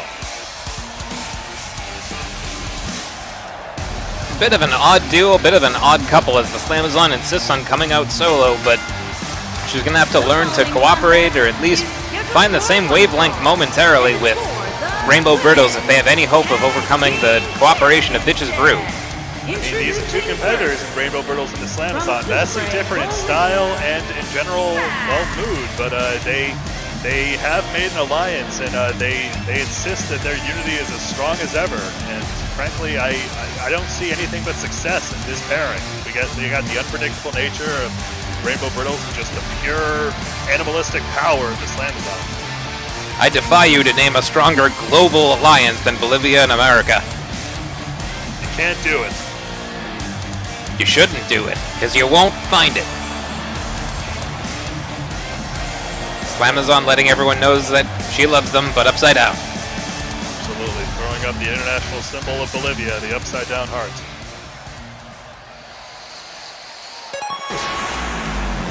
The coin has successfully made its way into the coin-op. Player 1, press start. Rainbow Brittles has entered the arena. This is her first time. This isn't one player. This will be two players. Rainbow Brittles in her first pairing here with the Slamazon. Let's see if it brings some dividends as they are looking to take down, they have the task ahead of them. Let's just put it that way. Let's put it at that, as Rainbow Brittle's one of the sweetest and the biggest hearts here in QAW, but she's going to have to put some of that sympathy aside, some of that empathy for her competitors if she wants to be a champion. She's fighting for her family at this point, for Chair, for Cherry, for Cheryl's, for just the whole Chair clan. Let's just hope that that lights a fire under her ass and helps her get her head straight. Nothing is stronger than a mother's love for her children, especially when those children are, well, inanimate. Yes, indeed. And this crowd letting Bitches Brew know how they feel about them as they are here for the second wave. Again, just these two bringing out a new dark side in both of them. Like, we've seen numerous chair shots. I'm actually surprised that Brittles and Slamazon were able to walk here unassisted. They, at the end of Pandemic on Thursday, just laying waste to them with that furniture. But, I mean, they were making a statement. They were saying that they are the premier tag team in the women's division here in QAW, and they're looking to prove it with becoming the first ever tag champions. Luckily, there's no such thing as a victimless crime, and I don't know if I've seen anything more dastardly than Chair being used to brutalize his own mother in Rainbow Brittles. These two women will do whatever it takes to go down in history. We will see. You can see Ethan outside stealing himself. He has yet to get through a women's tag match without getting horribly injured, so let's see what happens. The action fast and furious in the QAW arena as Ethan... Whoa! Our QAW Women's Tag Team title's looking very good. How are you going to do on the title, Brett? Well, C-. The formatting still seems to be his Achilles heel at this point, but Ethan carrying those belts like a big boy. That he was. Alright, Ethan was going to get us ready. And the Slamazon and Delia starting us off. Wow, running Itsugiri from Delia immediately. Slamazon doesn't go down though. Big sidewalk slam to counter that. I mean, Delia, the smallest of these four competitors, but her power cannot be understated. Ooh! No, it cannot. Is a big splash there early. Delia's going to have to shuck and jive, move a little bit, or move wisely in her agility versus the Slamazon, who just absolutely elevates her into the rope. Fireman's carry there from Delia. I mean, everything we've seen from the Slamazon so far, she's just an immovable object. And you know that you're going to have to employ... counters that tag there, but the only way you can take down an opponent as big as Slamazon, just those quick tags. You can't let yourself get tired at all. Quick tags and tight teamwork as Bitches Brew make their first tag. Gutbuster to the Slamazon. Oh, and a running knee to the side of the head of the Slamazon. These two are just so innovative in their tag offense. It's just really, they're a yin and the yang, bringing out the best and the worst in each other. If this were an arm wrestling contest, I'd certainly put my money on the Slamazon. She's definitely has more power than both Cold Hard Cashin and Delia, but she's going to have to learn to borrow some strength from Rainbow Brittles. Absolutely. First successful tag for this tandem. Oh, but a huge Slamazon power slam there, followed up by... All right. A diving headbutt. All right. That was a good sequence there. We're seeing some real cohesion between Rainbow Brittles and Slamazon. May not have been pretty, but it was definitely effective. Cold Hard Cashin whipped off the turnbuckles. Well, Rainbow Brittles using her head in her offense. That's what I've been asking her to do for weeks now. Oh. Cold Hard Cashin escapes that suplex. Sends her into the corner. Oh, and an elevated knee. The corner is your favorite part of the ring, Mike. I feel like I go into a trance when it happens. You really do. The tone of your voice changes. It seems like it's almost like your eyes close and glaze over. Oh! Rainbow Brittles gets absolutely embossed over the top rope there. Tag in Delia Payne. Oh God! I mean, of the two we've seen from Cold Hard Cashin, she seems to be on a bit of an edge lately. She might be losing it, but let's see if she can channel that into just pure aggression here. Rainbow Brittles was able to elevate Delia and put two boots on her chin as she follows that up with an arm drag. Oh, but Delia lands a back heel kick. Well, I mean, Brittles puts the unorthodox in unorthodox in her offense. That's right. It's purely 1-to-1. She puts the letters in the word, if you know what I mean. She puts the lime in the coconut, and then you spell the sentence. I'm hooked on phonics, friends. Who isn't? All right, Delia takes Rainbow back to her feet. Oh! Tries to break her arm over her own shoulder. But gets slammed down. Uranagi there from Delia, who lets out a Banshee scream. That Banshee scream affects her opponents with -5 willpower. But it gets countered into another Uranagi. Rainbow Brills, not to be outdone, slams Delia down. Oh, and tries to wrench her shoulder right out of the socket. Ethan got a closer view of that one. Sends her into the corner. About time to get Slamazon back in here. Oh, we've seen this before. It looks like they're taking a page out of the Generations book, friends, as Delia Payne getting stampeded. And now the Slamazon bringing some of that Bolivian flair in. Rainbow Brittles looking to add her boots as well. Delia getting absolutely stomped. Oh! Flying Amazon, and Delia is in big trouble. Let's see. Oh! 1, 2, no! Delia out at 2. Not enough. I mean, we all had our questions on how well the Slamazon and Rainbow Brills were going to do as a team, but it looks like they've been in the lab, they've been working, and they are just really putting it together here tonight.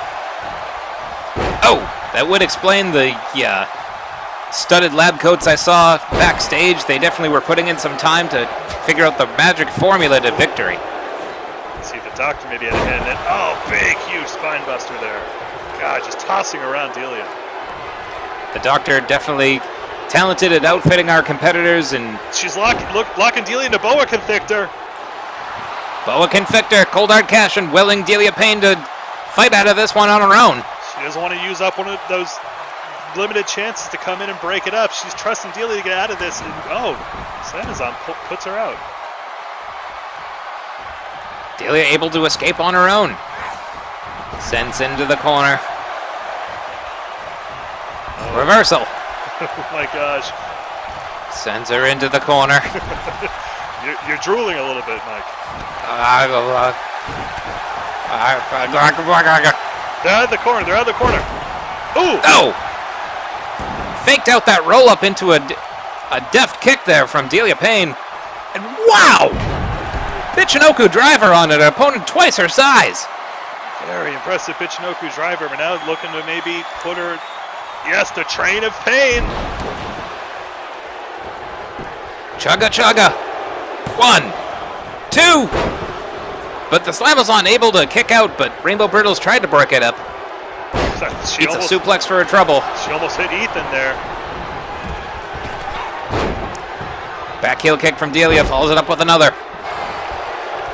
Spins underneath, spinning neckbreaker. Delia's not falling off the tracks at Slamazon disoriented. Oh, now throwing her Not into at the all. ropes. Delia sends her in. Spanish bomb.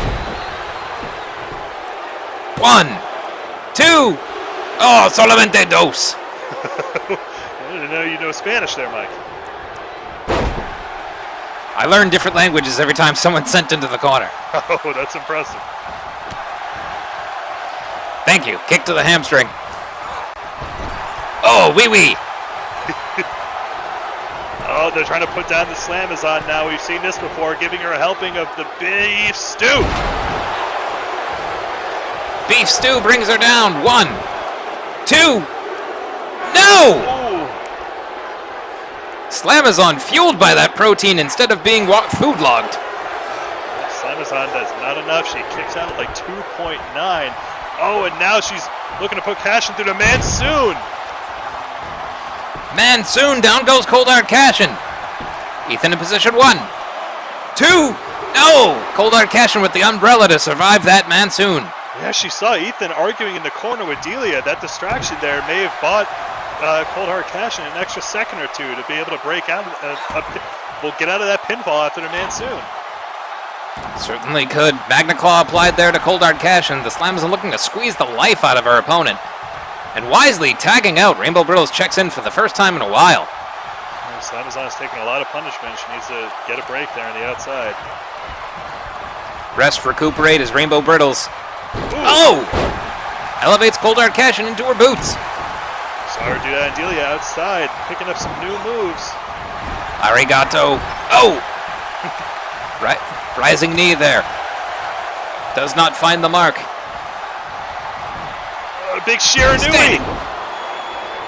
And just taking apart the ropes. Ni hao. And now.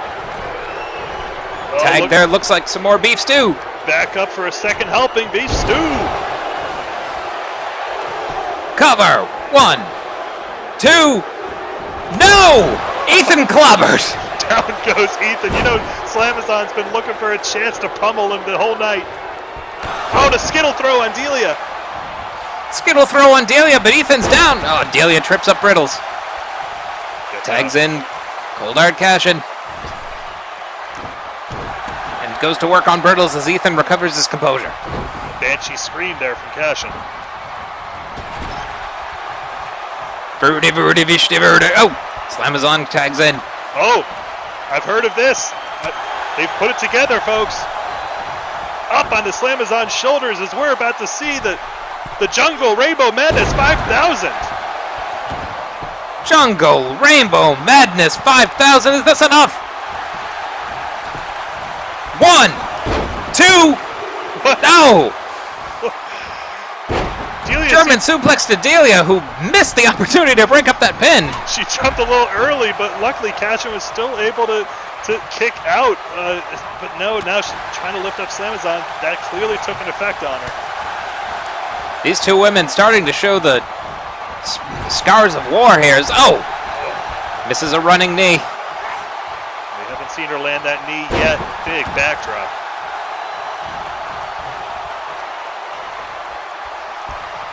Slamazon. Oh, now she's looking to take her into the jungle. She's wrapping her up in the boa constrictor.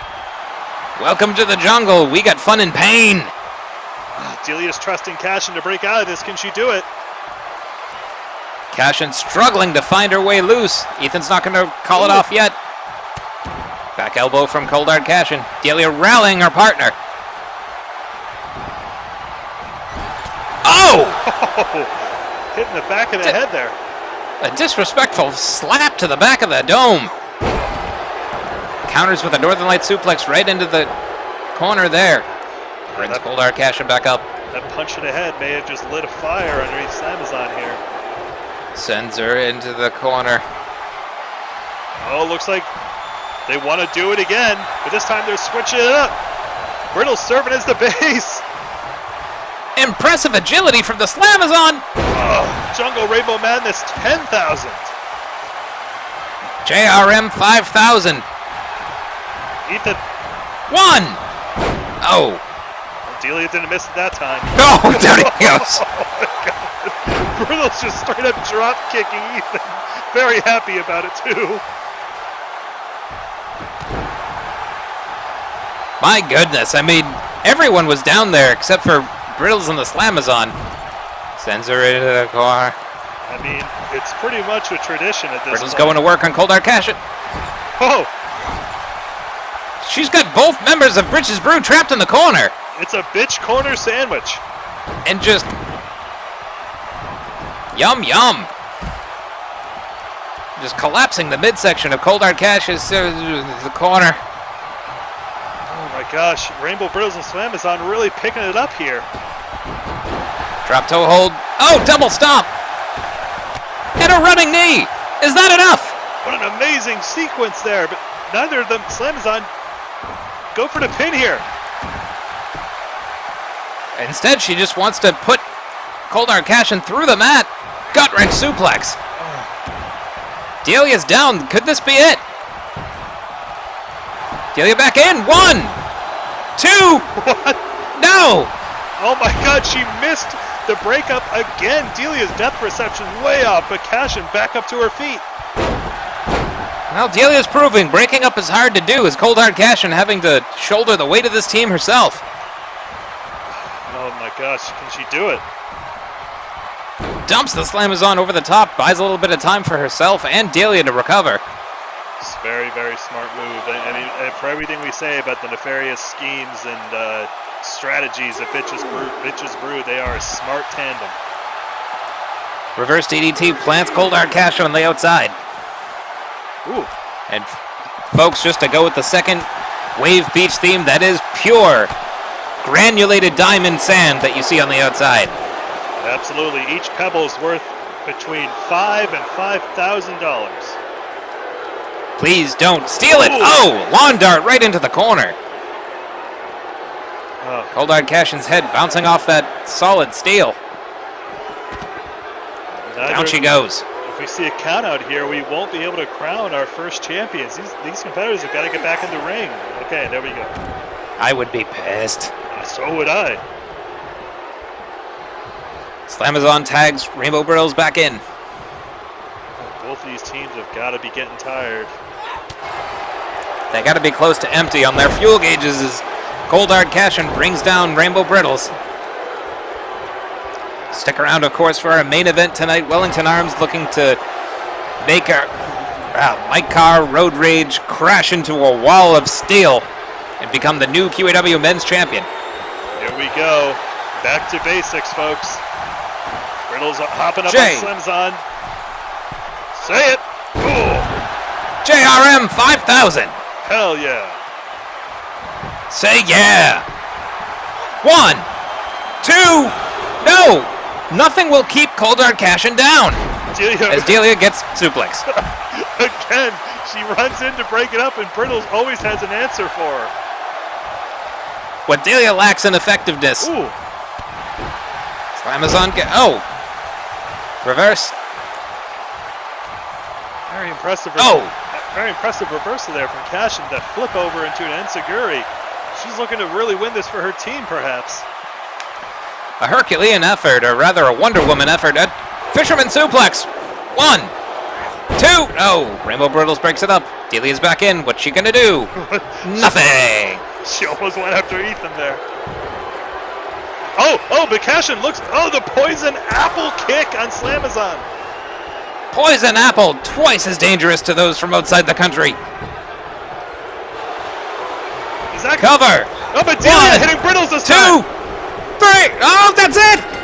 Delia finally was effective, and Bitches Brew are your champions. Running interference there after that poison apple kicked it ahead of the Slamazon. The Slamazon was put down for 3, the first time we've seen it. Ladies and gentlemen, Bitches Brew are your first ever QAW Women's Tag Team Champions. The cohesiveness of Bitches Brew, just too much to overcome for a game Brittles and Slamazon, who just, well, they're gonna have to go back to the drawing board here as Beef Stew fueling this tandem towards their first ever tag team championship. Oh my goodness, my heart goes out to Rainbow Brittles and her family of chairs, but Bitches Brew, they have been dominant as a pairing ever since they, did that fusion dance, and well, it's paid off. Your first ever women's tag team champions in QAW. Oh. Like IKEA folks, they have a monopoly on furniture, and they have, well, potentially tainted Chero with their rotten ways, and now they are tag team champions. Oh, again, congrats to Bitches Brew, making history here tonight in Long Beach, your first ever women's tag champions. Folks, don't go anywhere. After this, we have our New England States Heritage Championship match between Boston's biggest bad boy, James Melloni, and the current champion, Mike Diesel. Not every story has a happy ending. Is James Melloni going to get retribution tonight?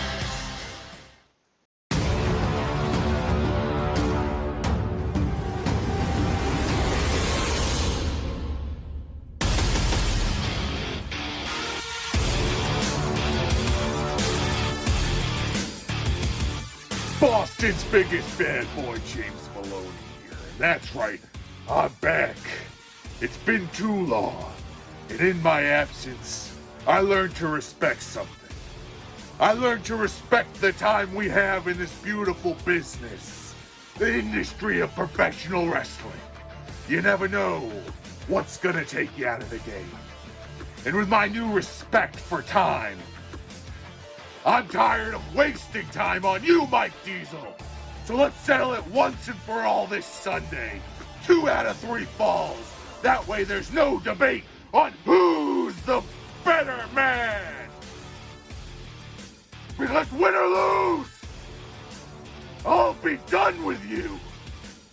And if you don't like it, too bad.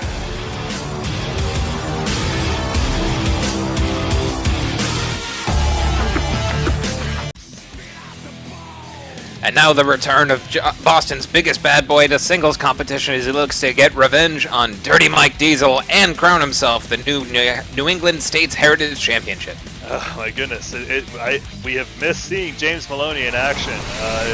Again, after that vicious attack from Mike Diesel and the traitor himself, Tom Brady, we thought that James Melloni was going to have to retire from in-ring action, but he made his return, punched Tom Brady in the face, and he's looking to finally settle his score with Mike Diesel. The first superstar to get 2 falls will win the match.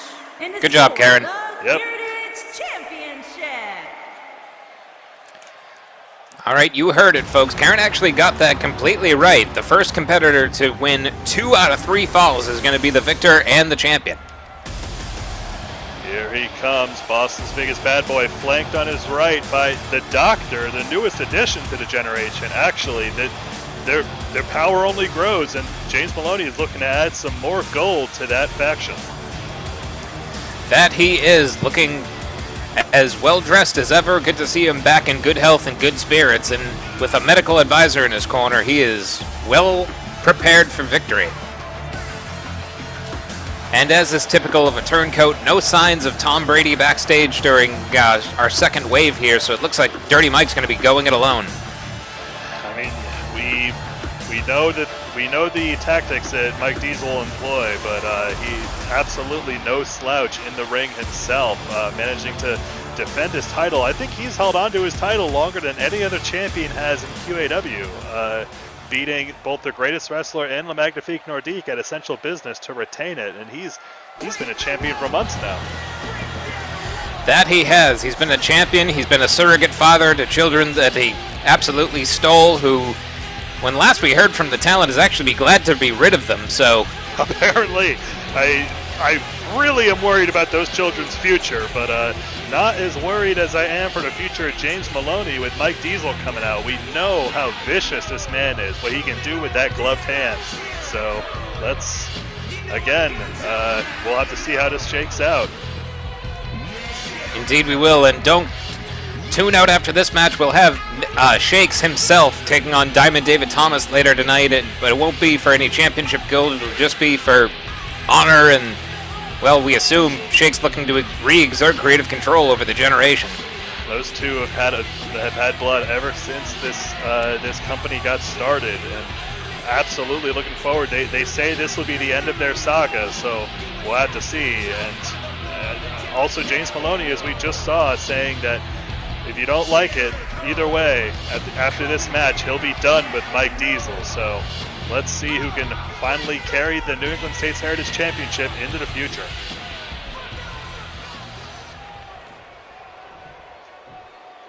This is one big-ass stadium, I gotta say. I mean, we spared no expense because we have unlimited funds. We certainly do. Diamond David is as rich as he is handsome. Great formatting. The challenger from Boston, Massachusetts. Very good. Weighing in at 322 pounds, a big bad boy. Good job, Karen. I mean, he's the biggest of the big bad boys, but close enough. We love you, He's Karen. a big bad boy. Introducing the champion from Pawtucket, Rhode Island, weighing in at 233 pounds, he is the Heritage Champion, the King of Old School, Mike Dirty Mike Diesel, the New England Heritage States Champion, looking to continue that legacy with a victory over the Boston's biggest bad boy. I mean, a man of many names and a man of many moves, a man of many tactics, but will he be the man of many title defenses? Let's see, as Ethan holds up that belt and perhaps shatters Look, a everyone. bone or two in the process. Look how strong I am. Here we go. The sun starts to set. Oh, here in the arena. Is the sun going to set on Dirty Mike's title reign? Big DDT to start off. Oh, and a pin already. 1. Kick out at 1. Wow, Mike Diesel looking to get an early advantage. A smart tactic, if you ask me, and an overhead belly to belly. Checks out. Moves back in. Dirty Mike's going to have to stick and move if he wants to be victorious. I mean, it really, it gets clapped in the head there, but it really is a smart move. As we just heard, James Melloni has a 90-pound advantage on Mike Diesel, absolutely fighting just a monster. And if you're Ryan the Lion James, that's body weight, not currency, is jawbreaker there to James Melloni, who gets taken over the top rope. Ooh. We know the doctor's on the outside there, taking a personal interest in James Melloni, and I'm told it was that the amount of work he did on James Melloni is actually what earned him his way into the generation due to the thanks from Diamond David. So you know that he's personally invested in this. Flying head scissors to Dirty Mike, and we've never seen James Melloni, we've never seen what's underneath that suit, so there could be any number of bionic implants that the doctor with his twisted science has added. You know, I saw James Melloni laying out on the beach earlier, and he was wearing that full suit and shades. He's got to have some weird tan lines. As long as he never takes those glasses off, he'll never look strange as he continues to club Mike Diesel. Oh. Overhead toss, takes down Dirty Mike. That was like a German suplex, but he didn't even need to lean backwards. Just the size and strength he has over Mike Diesel, who, again, is not a small competitor. He is a big guy. Cover 1. Kick out at 1. That's tradition, folks. And tradition is something that Mike Diesel understands. It's something that he honors, something that he just fights to preserve. History is written by the winners, and so far it's been a filthy trail that he's left in his wake as he gets sent into the corner. I mean, we have seen him defend. He defended it in that steel cage match against Talent. Oh! And that triple threat at Essential Business, you can't say that Mike Diesel has not put his heart and soul into this championship belt. We've seen him be victorious in triple threat matches, one-on-one encounters, steel cage matches. He has earned his stripes here in QAW. Absolutely. Slingshot powerbomb out of the corner there. Impressive there from James Melloni, who's actually sucking a bit of wind. He came out hot. He's looking to, I mean, you hope he isn't gassing out too early. Certainly don't. Oh, ooh. Spinning back kick there to the back of the head of James Melloni. Oh, Mike Diesel's going to be successful. It might be in the cardio department. As again, Boston's biggest bad boy is having trouble keeping up cardio. Very. Oh my God, a Bostonian Destroyer out of nowhere. Bostonian Destroyer, he might be gasping for air, but he could be grasping for a victory. Is that a first pinfall? 1, 2, no! The champion able to kick out. I mean, the endurance, the conditioning of Mike Diesel is unparalleled. We know how agile James Melloni is for his size, but again, yeah, if anybody's going to be gassing out here, it's going to be him. Ooh. And just pancaking Mike Diesel, putting all of his body weight right on his midsection, and now... Oh, Ethan letting him know he's in the ropes. Scoops him up. And just pressing the champion. What power! Look at that. He's looking to make a statement here. Dropping him. And, oh, he drops himself. Jeez. 1, 2. No! Mike Diesel will not stay down. I mean, we know the generation does not lack for ego. Perhaps he's just getting a little bit of that Wellington and Diamond cockiness to him. He cannot get distracted here. Nothing harder than a diamond cock as Mike Diesel tries to fire himself up. Clothesline to Boston biggest bad boy. 2 of them followed up with running back heel kick. Oh, but Melloni not falling to the ground. Oh, but a big super kick finally takes him down. Dirty Mike turning his attention to the doctor, and that could cost him. Oh. James Melloni not missing that opportunity as a doctor distracting Mike Diesel. He may have gone for a pin there if it wasn't for the doctor. Very impressive German suplexes. Oh, running in the corner, misses the mark. Scoops him up. And the second we've seen of those overhead belly-to-belly suplexes. Again, taking a lot out of Boston's biggest bad boy, but no less effective. I mean, you gotta wonder, is that really smart? He's hitting these big moves, but every time, oh, big splash in the corner, but he's losing it. He's gassing out. Armbringer brings the bad boy down. And, oh, goes to work on that rotator cuff. We know the joint work that Mike Diesel employs. It's just dirty stuff. Dirty but effective is, able to utilize some judo there, taking James Melloni over with his own body weight. Well, you know how effective Mike Diesel is at this stuff, so without a pinfall this early, who knows who's really got an advantage here. We're going to turn the Ellen Page on that pun as a dropkick misses.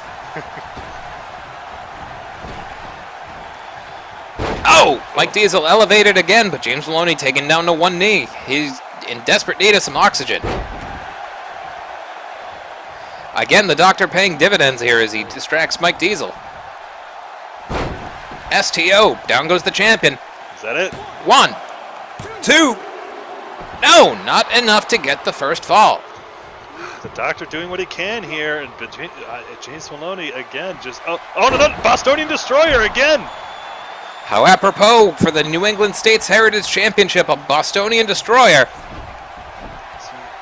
Drags him away from the ropes. Cover. 1, 2. No! Mike Diesel will not stay down. Gee, taking 2 Bostonian Destroyers in every other one of James Melloni's powerhouse moves. Just the heart on this man. Tougher than shoe leather. Oh, gutbuster there. Okay, we're starting to see James Melloni. He's keeping up some sustained offense here as he's pointing to his head, saying, I know what I'm doing. That he does. Mike Diesel able to collect himself on the sand on the outside.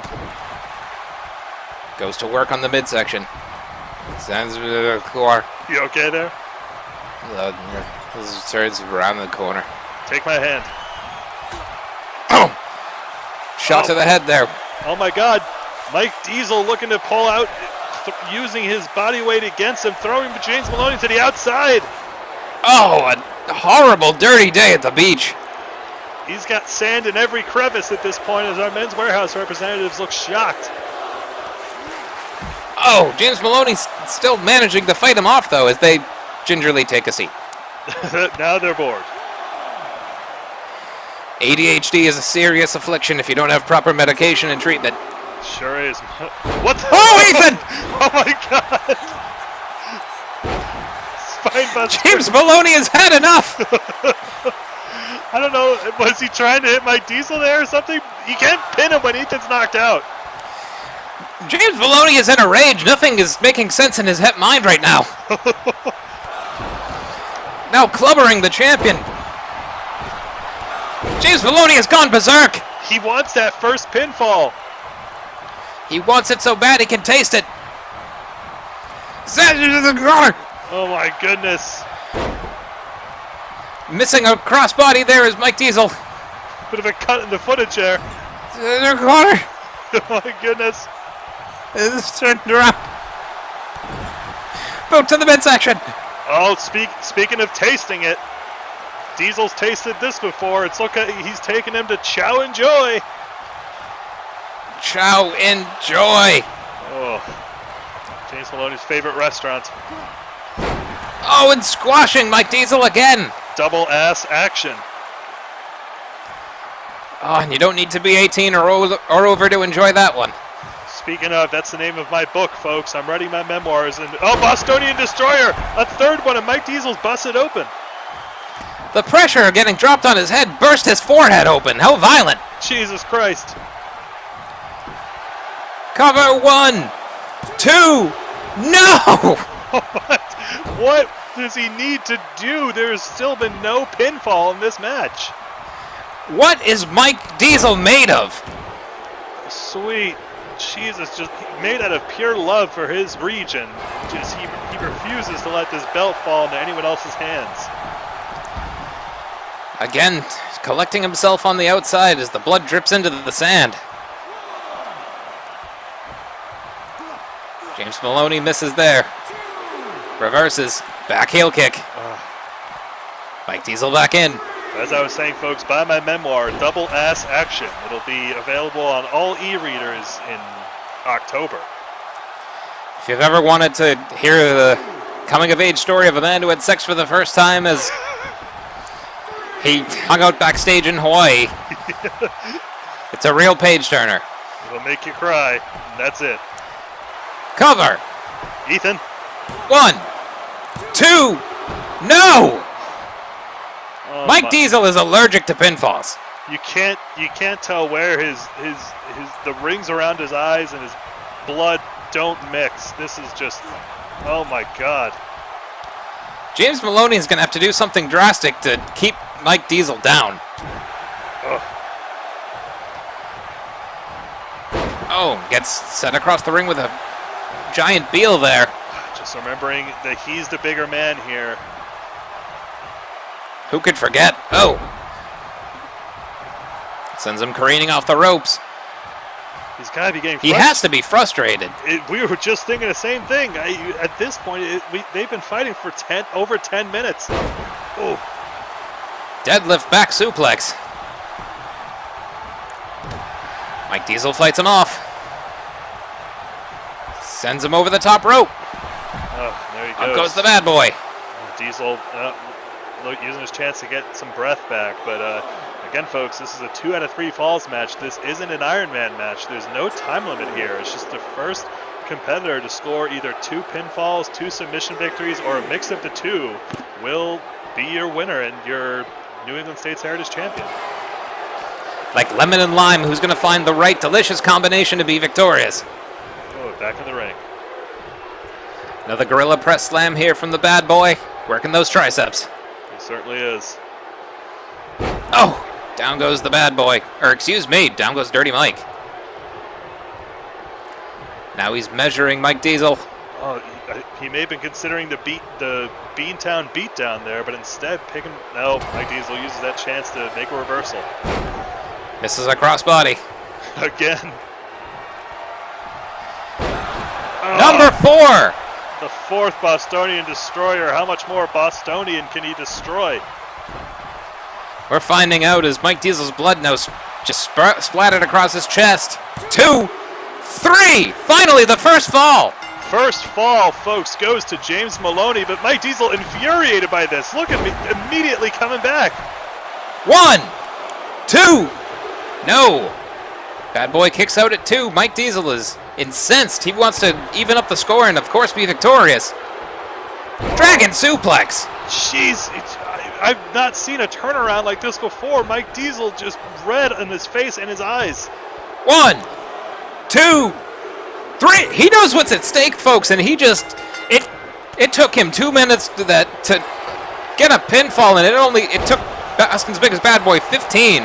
Oh my goodness, they're 1 each, folks. The next pinfall or submission wins. They are unloading on each other. Gutbuster to Mike Diesel. They both want to end it. They tasted victory and they want the whole course. The doctor not letting Mike Diesel recover. Throwing him back in the ring. Wow. Ethan being very lax with the rules here. I guess that's he didn't assault him, I guess. Well, he arm drag there from one champion's wheelhouse to another. We see Le Magnifique using arm drags very well. Chop to the side. The side, an interesting choice there. Unorthodox offense, but effective. Another float under gutbuster. Oh God, Mike Diesel's blood getting everywhere. But not on the cerulean mat. Cerulean mat. You can't stand it. No blood on that blue. James Melloni says corner. He might be looking to take him back to... No chow and joy this time. Not for him. A chop to the other side. He's getting both sides. Not a doctor. Yelling at the doctor. He's getting in Diesel's face again. STO from the bad boy. Oh my God. Is this it? 1, 2, 3, that's it! That final distraction from the doctor allows Boston's biggest bad boy, James Melloni, to hit that surprise STO. Folks, we have a new New England States heritage, and the championship's gone back to Boston. Back to Boston as Boston's biggest bad boy brings it home, and the longest title reign in QAW history comes to an end. It's the era of James Melloni. That makes 2 belts now held by the generation. You got to imagine when James Melloni gets back to Boston, he's getting a round of sake at Chow Enjoy. Chow Enjoy, wash it down with some booze of your choice as the generation, as you said, add some more hardware to their tool shed. Wow. Somebody check on Mike Diesel. His blood just everywhere, but congrats to James Melloni. It's been a long road back to recovery and a long fight for this belt, and he deserves it. Kudos to Mike Diesel, but a new champion, James Melloni. Yup.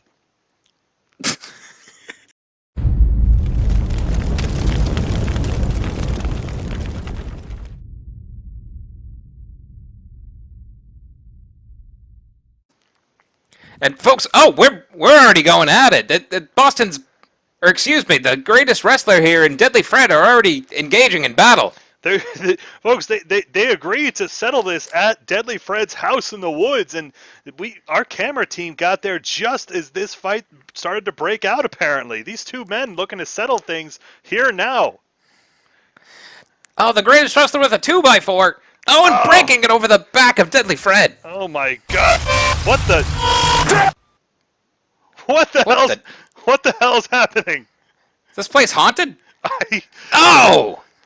I mean, right off the aluminum siding. What? Alright, well,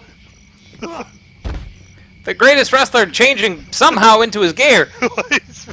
He's back in his wrestling gear. What the fuck? Oh, Deadly... Oh, my God. Folks, I don't think it's any exaggeration to say this place is haunted. These wrestlers are haunted. I think these 2, we've seen... They've both been afflicted by some kind of condition over the past month or so. And these 2 just... It's almost like they're quarantined to fight only each other. And who the fuck are in these cars? Who the fuck was yelling? Where? What? Deadly Fred with a clothesline there, and I guess we're gonna fight until one of these men can't stand. Yeah, do we have a ref there? Are they gonna count it? Is one of the cars of the ref? Are they gonna honk for each count? Northern Light suplex to Deadly Fred. Northern Light suplex in the woods. Oh! Sends him flying with a... Had him in a cravat suplex there. There's a shovel or something over there. Use that. There's a sledgehammer. There's... I think that's Chair. What's Chair doing here? I don't know. Maybe Chair was yelling. Butterfly suplex sends Deadly Fred sprawling. Oh, the grass stains on their clothes are going to be impossible to get out. Tiger suplex to Deadly Fred, the greatest wrestler. Putting on a clinic here just in the middle of nowhere. German suplex. Deadly Fred getting tossed all around those woods. If a Deadly Fred falls in the woods and nobody's around to hear it, does he make a sound? The answer is yes, and he's contagious. Apparently. Oh. Knee to the... elbow to the knee. Reverse atomic drop there from Deadly Fred. Use the weapons! Arm drag. The most brutal weapon. They're in the woods using wrestling moves. That's why he's the greatest. He's not good at fighting in the woods. He's good at wrestling. Big neck breaker. And yep, all right, that's it. What the fuck?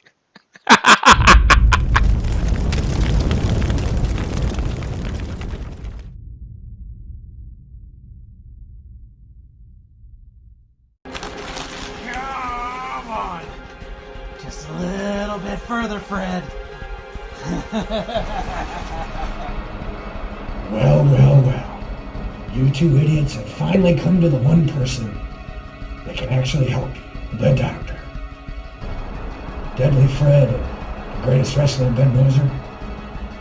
I'm happy to report after thorough testing, your symptoms and illness actually has nothing to do with the current pandemic and has a lot more to do with the fact that your parents and your parents' parents are all cousins.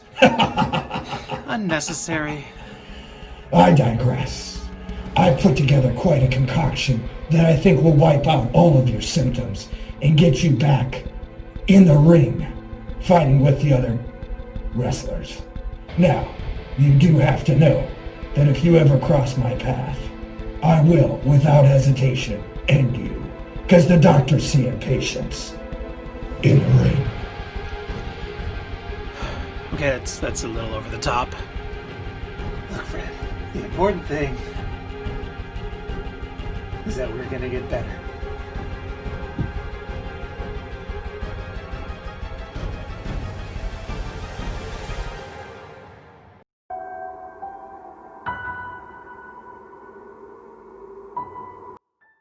When last we met in the ring, David Thomas, I stayed silent because my jaw had not yet quite recovered from the vicious attack by a mutual friend, the Clown.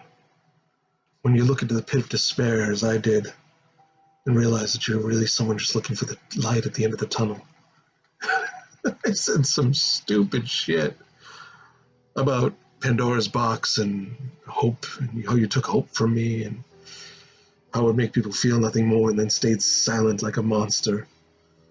To be mysterious. Because people wanted mysterious, or I thought they wanted mysterious. They don't. What they want is they want someone to come right out and tell them what's going to happen. And what's going to happen at Second Wave, Diamond David Thomas, is the end of you. And the end of this. No matter what happens, this is over. And you know what? I don't need a fucking mask to do this. Do you recognize me now? Do you know me now? You will. I'm gonna wear the mask again tonight because, frankly, the man behind the mask is 1,000 times more scary and terrifying than the mask itself. Oh, and Clown, don't think I forgot about you. I'm coming for you, so enjoy it while you can.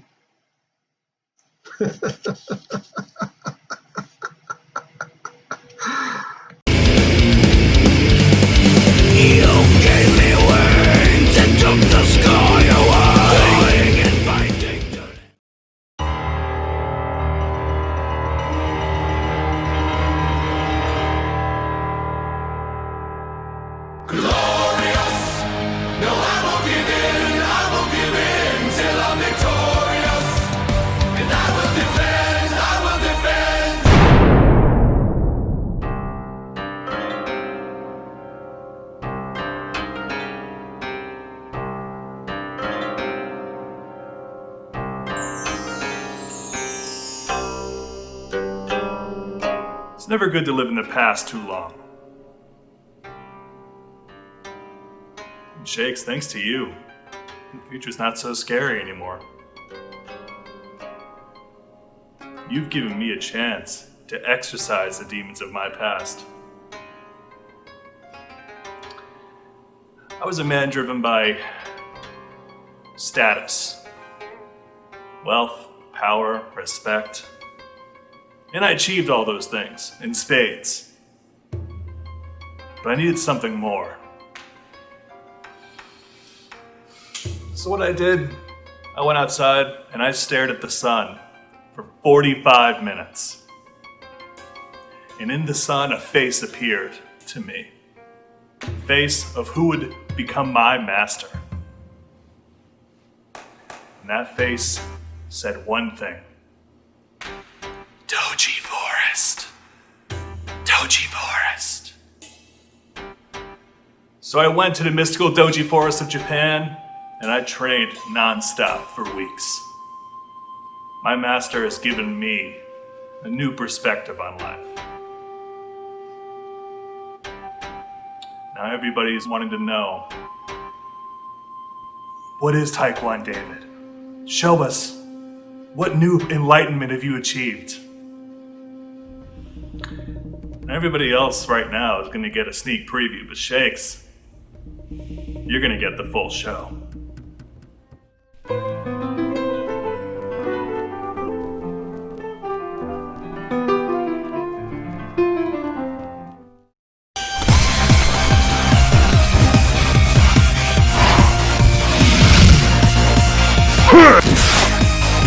That's like the burger! You win! Perfect! Shakes fade, but diamonds are forever. See you at second wave. Generation of Tough. And now from the woods to the spooky mannerisms of Shakes, we have him versus Taekwondo. What the hell did we just see? I still can't get my head around it, but according to the greatest wrestler, it looks like him and Deadly Fred will return. In what capacity, we don't know, but speaking of returns, this is the first time we've seen Shakes in the ring in a little bit, sporting just a bit of a change in himself. He's almost speaking more eloquently, but seeming to just throw off a lot of his other visage. He's out in the open, folks, and he's looking to finally settle things with Diamond David. They were fighting in front of cars. I don't know. I don't fucking know, and I don't know where. It's just, here we are. Shakes making his entrance. All right. I'll collect myself for this match. And yep, to your point, the mask of Shakes is just, it's pieces of it are breaking away, and we're seeing more of that inner turmoil bubbling to the surface. I mean, we know now that Shakes is the former Jacques LaRue. He was thrown out of the Rumble to crown the initial QAW Bench Champion, and ever since has just had it out for Diamond David and the Generation. He might be looking to finally put an end to that faction here tonight. Cut the snake off at the head, as they say. That's right. And speaking of Shakes, folks, tonight only for the second wave, it's buy two, get one free at Orange Julius. Go ahead and try Citrus Tornado. If you're not shaken, you're not cold enough, meaning you're not drinking enough of our stuff. Orange Julius. Drink our stuff. Yep. Shakes surveys this crowd. Ethan rightfully keeping his distance from Shakes, who is arguably the most unpredictable competitor here, and we have the Clown in QAW. One of the most unpredictable and perhaps the most capable, but we know what this means. Scissor lift. He does those scissor lifts, and he does them well. Diamond David doesn't build those. He has people who do that for him. Oh, I thought you meant an exercise thing. You know, the scissor lifts. They do great stuff for the thighs. Oh, my mistake. Truly, Taekwon David is a thigh master, and he may be looking to utilize that impressive lower body strength to overcome Shakes. We will see. Diamond David insisting that this is the end of their saga, and he intends to put down Shakes by himself. So let's, as we can see, none of the other members of the Generation coming out to accompany him. He might be looking to, well, yeah, do this alone. That he is all alone, and certainly the spotlight not leaving any burns or... Alright, high-fiving the fans, and now he's borrowing a step there from Lauren Baby Powers. He thinks he's a plane. Certainly does. Well, when you own, or you're the financier for QAW, I suppose you can do whatever you want.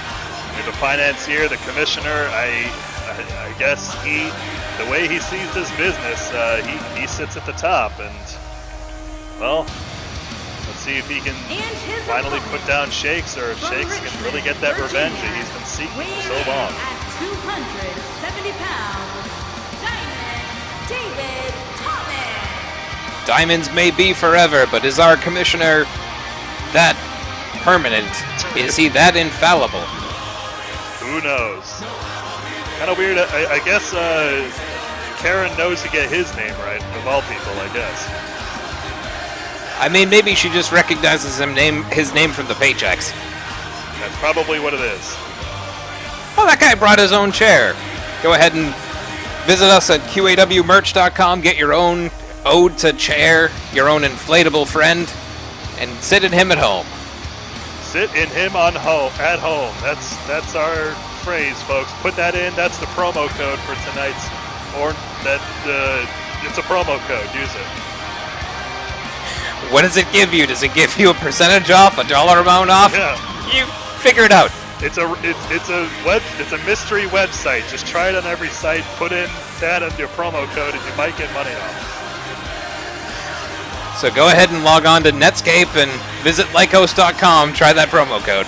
Make sure to Bing Arby's. See if it works.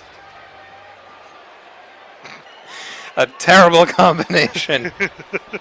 Bing and Arby's as Ethan, gets this terrible combination of violence together. Diamond David successful with one drop kick, but not on a second. Buries his knee into the mask of Shakes. Shakes sends him into the car. Back elbow there from Diamond David. This is starting off fast. It says in the corner. You okay there, Mike? Corner. Stay with me. Elbow to the back of the head of Shakes, which could be a winning strategy. Don't attack his face. Attack the back of his head. Smart. The fuck is this now? Already. That's Wellington Arms already coming out. Diamond David said he was going to take care of this himself, but no. All right, Nathan's just going to let it happen. He just lets it happen. Well, this is a no-holds-barred match, folks. There's no disqualification. It's very convenient as a metal right hand finds its mark on Shakes as Diamond David takes him over the top. Oh, Wellington's gone now. He's disappeared. He's got to get ready for his match. Maybe he's just running through the crowd and diving knee drop, landing on Shakes. I mean, we know the generation is tight. To think that Diamond David really was going to take care of this himself, you knew that wasn't going to happen. The crowd letting Diamond David know what they think about these underhanded tactics as he looks to celebrate and Shakes looks to survive this onslaught. Sends off the ropes. If Creative Control were together, you'd think maybe the Nightmare Gentleman or maybe... the Doctor or the Clown would have come to his aid, but Shakes is out here all alone. Creative Control is all but... They are pretty much disbanded. Now the Doctor is leaving to join ranks with the Generation, and Gentleman Doug fighting for the Intergalactic Championship later. It just... Shakes has isolated himself. Ugh. But rallying back with a clothesline as we apologize about that, folks. The feed cut out a bit there. Luckily, our wrestlers jumped forward to catch up. I mean, that's what makes them pro athletes, folks. They understand what makes not only a high-quality competitive contest, but just great entertainment as Shakes looks to bend Diamond David in half. Even after taking that big metal punch, knocking his lights out, Shakes has already managed to get back the upper hand here. There is no light without darkness as Diamond David looks to continue to snuff the Shakes. Shakes now picks him up. Gutbuster to Diamond David. Diamond David fights him off, throwing a punch from a seated position. He can't even. We've seen how dominant Shakes has been, just holding the record for the fastest matches here in QAW. Cover one. Kick out at one. Managing to put down people with just a single feel nothing more lariat. You have to imagine. But Diamond David's locked him in the Diamond DT. Diamond DT, down goes Shakes, cover. 1, 2, no! Out at 2. Diamond David is getting in Ethan's face there. now looking to set up His next maneuver. Something he picked up in the Doji Forest, his modified Dave single. Dave's single with a little bit of Doji seasoning cover. 1, 2, no! Shakes out again. Shakes kicking out of the Diamond DT, the Dave single, and after suffering that metal punch right to the temple, this guy is a monster. It's gonna, oh. Curb stomp to Shakes, who's bleeding from the mask. Oh no. And now the boot right to the leg. Oh, but a back body drop from Shakes. The blood spewing from his head might be firing him up. We've seen what that can do. Shakes in that class of Steve Delfino and Fear itself, a man who seems to only get more powerful the longer the match goes on. Leg trip there to Diamond David and a single leg Boston grab. Ethan in position. Is Diamond David going to give up? No. No. Shakes off Shakes. Yeah, shake off those shakes. Shakes off, shakes off, shakes. Drop kick there. Now Shakes taking a second on the apron to recover.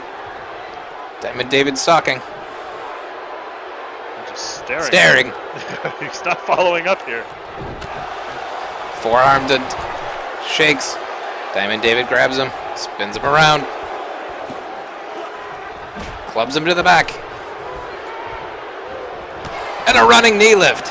Oh, right to that bleeding head of Shakes. Diamond David's wrestled a near-perfect match, and I feel a lot should be owed to Wellington Arms for giving him the advantage, and now he locks in the rings of Saturn once again. I mean, God, yeah, just almost immediately at the start of the match, just knocking out Shakes' lights, but Shakes is still in this. He's looking to finally get that revenge he desires.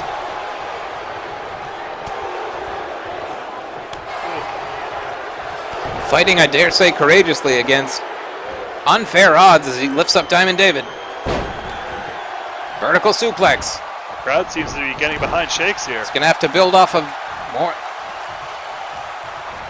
As they should. I mean, the generation already has a lot going for them, and they just don't seem to stop giving themselves advantages. Diamond David looking to hit him. The Frosty Boot. Frosty Boot as he puts Mr. Shakes on ice. 1, 2, no! A single, a shake. What is it going to take to keep Shakes down? He's kicked out of almost all of Diamond David's offense, pretty much all of it. What? Russian leg sweep keeps Commissioner down for at least the moment. Oh, but now he's locking him into Mandible Claw. Mandible Claw, an open mic there that he may have borrowed from the Clown. Is that it? Snuffing the life out of Diamond. No, not yet. No, we know what he wants to do. He wants to make Diamond David feel nothing more.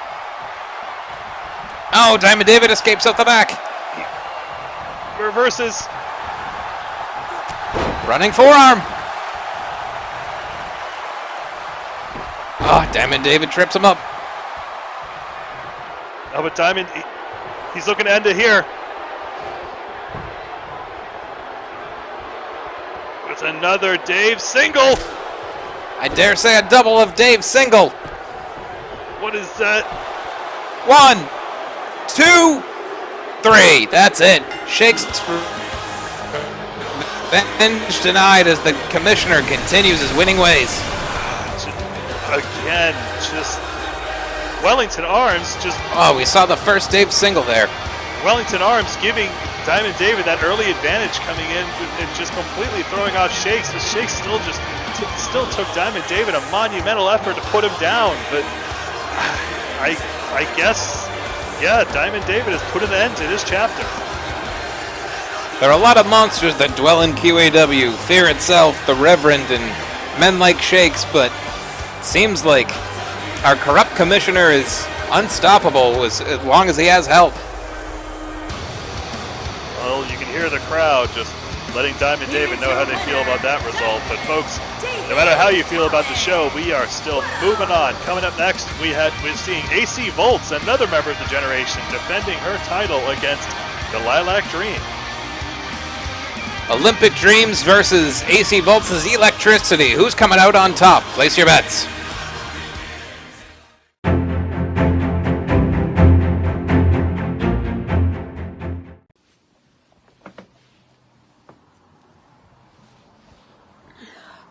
Hi, AC Voltz. You know, I tried to be a good sport here, trying to just get in the spirit of the competition, but it's just getting personal now.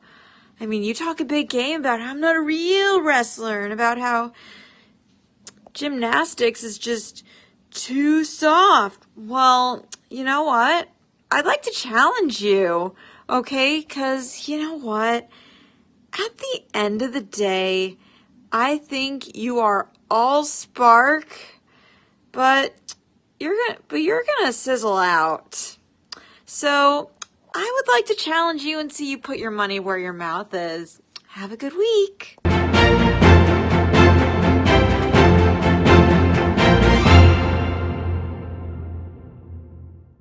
I can admit it, AC Voltz has gotten a little bit weak, living in these mansions waited on by doting men in suits. But it's time I got back to what I'm good at. Kicking ass. Let's go train. Where's my gym? Steven! Bring me my elliptical! Steven!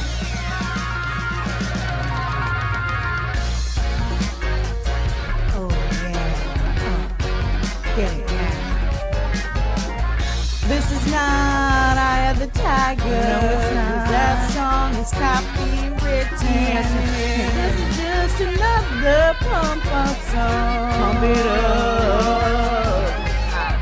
You can do it, you can do it, you can do it. You're fucking doing it. You did it. Hell yeah. I'm ready.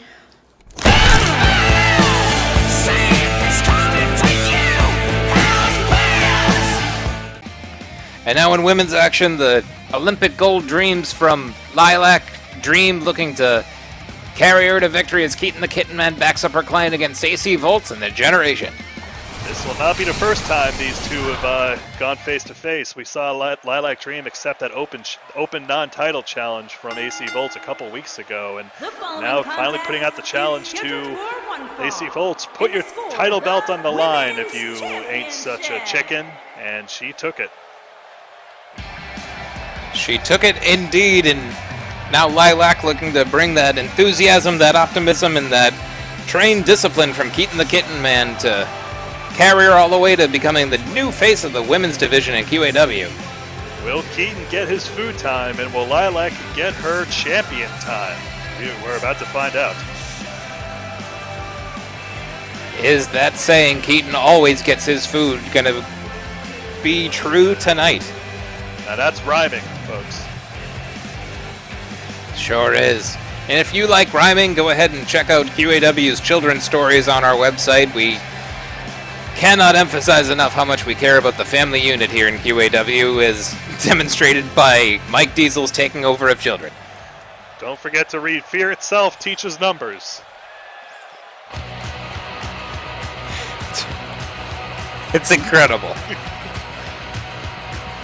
But here it comes. AC Voltz flanked by, well, there goes James Melloni. James Melloni may not understand that he's not wrestling this one. I get it, just almost like a bodyguard looking to clear the way, but AC Voltz flanked by the three original members of the generation. She sleeps in a big pile with them, as she claims, and it looks like she's looking to keep that gold in bed. Whoa! What the hell? That's what happens when you become that close. You're able to translucent through people. That's the word. Folks, we have seen battles in front of cars with screams. We have seen a lot of things I have never seen in a professional wrestling ring before, and I believe we just saw that James Melloni is made of the same substance as the T-1000. Apparently. What did the doctor do to him? He improved him. Good lord. Can he improve Brett? It's championship. Introducing the challenger from Boston, Massachusetts, the Dream. The Lilac Dream. Lilac Dream, Karen. It's just one more word. Making her way to the ring. She's already in the ring. Charlottesville, She Virginia. She is the women's champion, AC Voda. Oh, I mean, that's one way to pronounce Voltz, but... Reaching her quota for AC Voda. Ugh. I'm going to need several stiff drinks after this, and if certainly you're like will. me, folks, you're going to be dumping a lot of Tito's handmade vodka into some delicious, refreshing Orange Julius. That's our other sponsor, Tito's Handmade Vodka. Don't eat that machine-made vodka. Freeze the vodka and eat it like a real man. Yeah, oh, we're getting a quick start here. Oh, Lilac Dream catching the leg of AC Voltz. Dragon Screw leg whip. And a kick to the front. Lilac Dream immediately looking to separate the championship, I should say, from AC Voltz. Well, we've Takes seen her over with a judo throw. Again, we've seen Lilac Dream come up short in a challenge against AC Voltz before, but I'm sure her and Keaton have been studying tape. They've been working hard. Let's see if she can capitalize on perhaps a rather lax AC Voltz here tonight. We don't always see it. It's not always common practice, but champions sometimes choose their challengers, and the Lilac Dream is in here to capitalize. Whoop, cover from the champ. One. Just a one. An Olympian knows tradition. Keaton with those watchful, beady eyes. You just want to pet him. 1, 2, 3, 4, 5, 6, 7, 8, 9, 10. 10 bashes into the turnbuckle there. It's Lilac still able to fight off AC Voltz with a jawbreaker. Single leg dropkick brings the Dream down. You see on the outside there, James Melloni, the new New England States Heritage Champion, and Diamond David coming off his victory from over Shakes. Let's see if AC Voltz can keep up the win record for Generation tonight. Generation involved in 4 matchups here. We're going to see Wellington Arms take on Mike Carr for the QAW Men's Championship as AC Voltz looks to continue the winning ways of the Generation. Hyperextending the hamstring there, Lilac Dream. Smart stuff from AC Voltz. We know the high-flying tendencies. Oh, the big metally driver, but we know how much the Lilac Dream likes to propel off the ropes and the turnbuckle. You know, messing up those legs now will pay off later. Absolutely. Oh, kick missing there from Lilac Dream. The champion just in firm control now. Just hammering on her. Oof. She may not be as athletic as the Lilac Dream, who we've seen successfully use that 630 rolling senton, but AC Voltz, incredibly violent, able to clubber her opponents into submission and shock them until they're unconscious. She fights smart. And as far as I know, AC Voltz undefeated here in QAW. I don't know if she's picked up a loss yet. I don't believe that is the case. Oh, Lilac able to counter with an arm drag there. Brings the champion back to her feet. Oh, wow! And she bashing her head into the corner so fast we couldn't even see it. That first one was like lightning. Ironic given the champion's nameage. 1. Name-age. Kick out at 1. Nameage, look it up.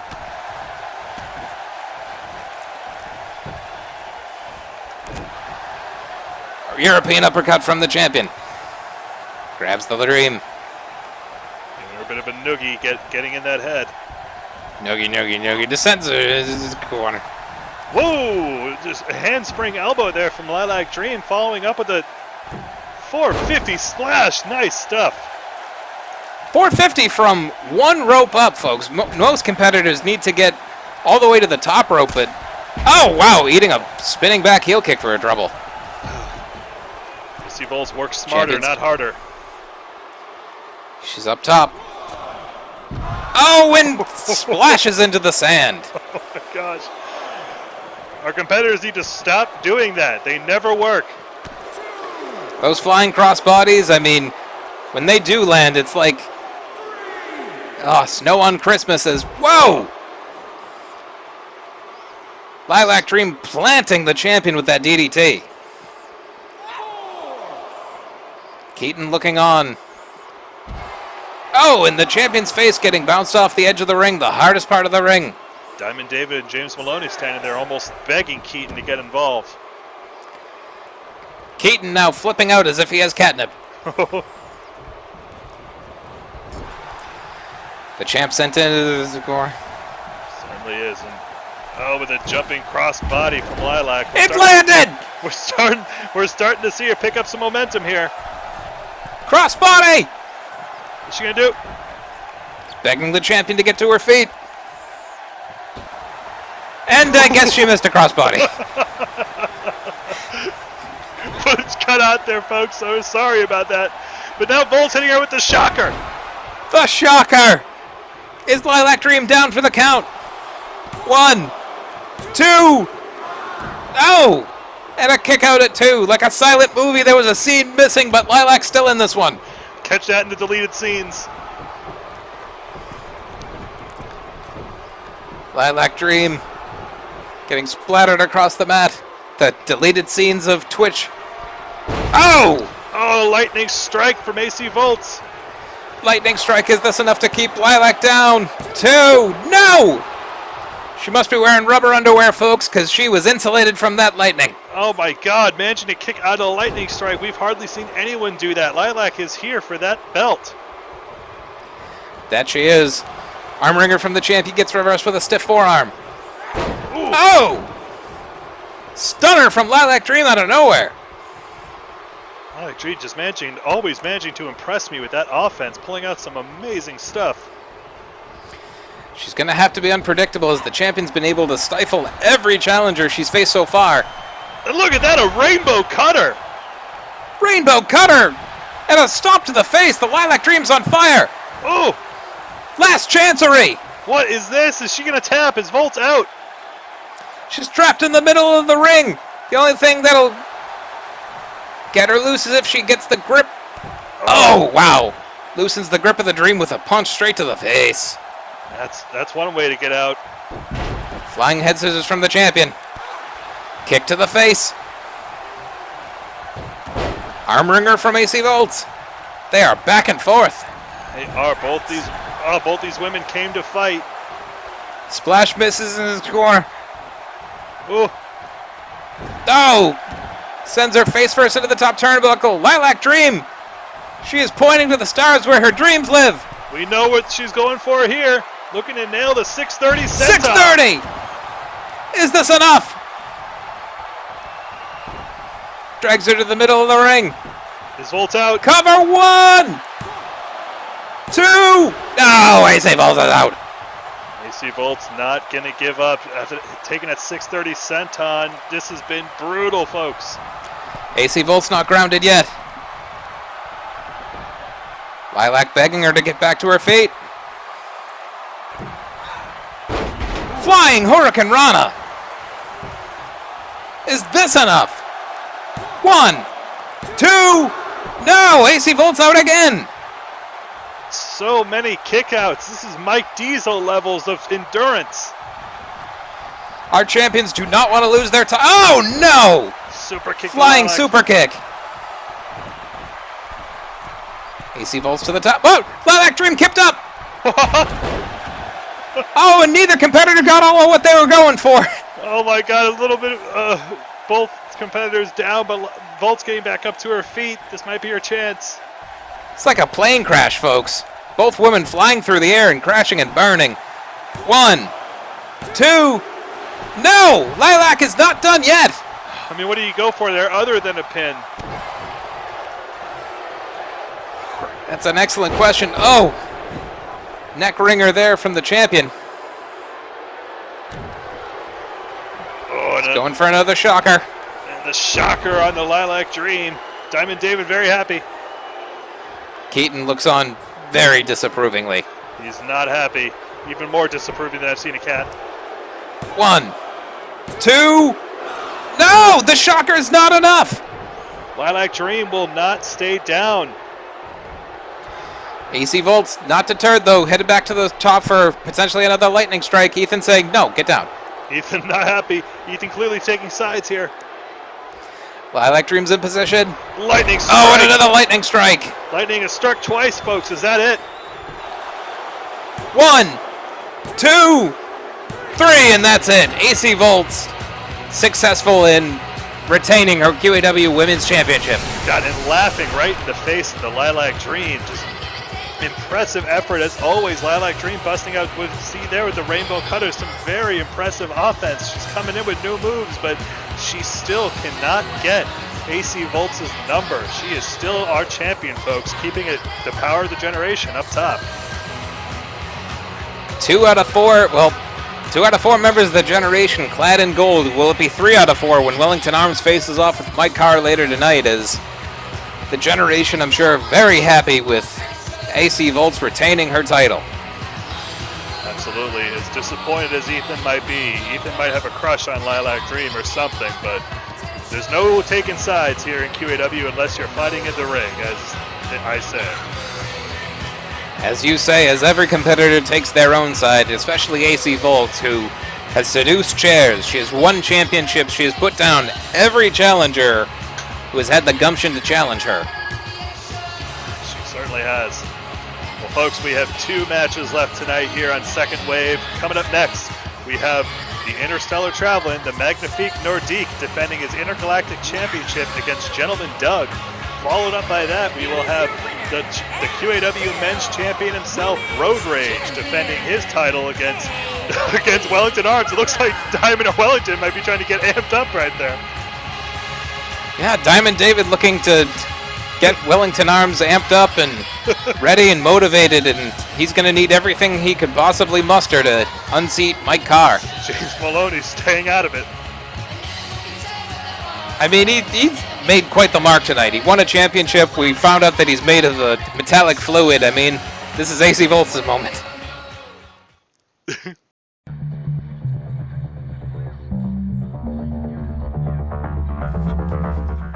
Bonjour.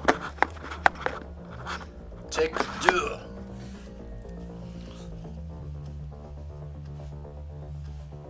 Bonjour, Americans, Earthlings. It is me, Le Magnifique Nordique, speaking to you from the quadrant of Quebec.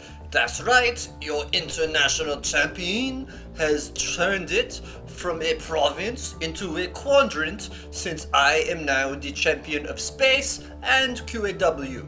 So, this wave 2, the second wave, is coming Sunday, today. I don't know when this is airing because the space transmission, we forego space and time.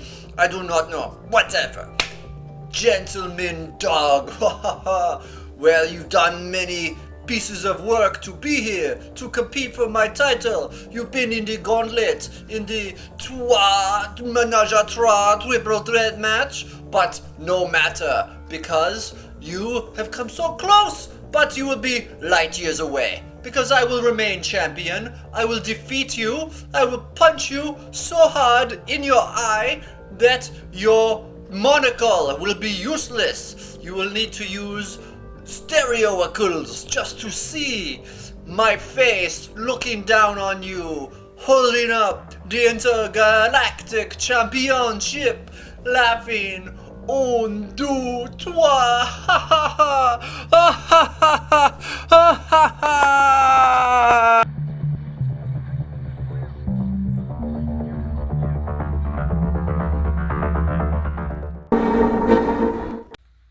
Hello.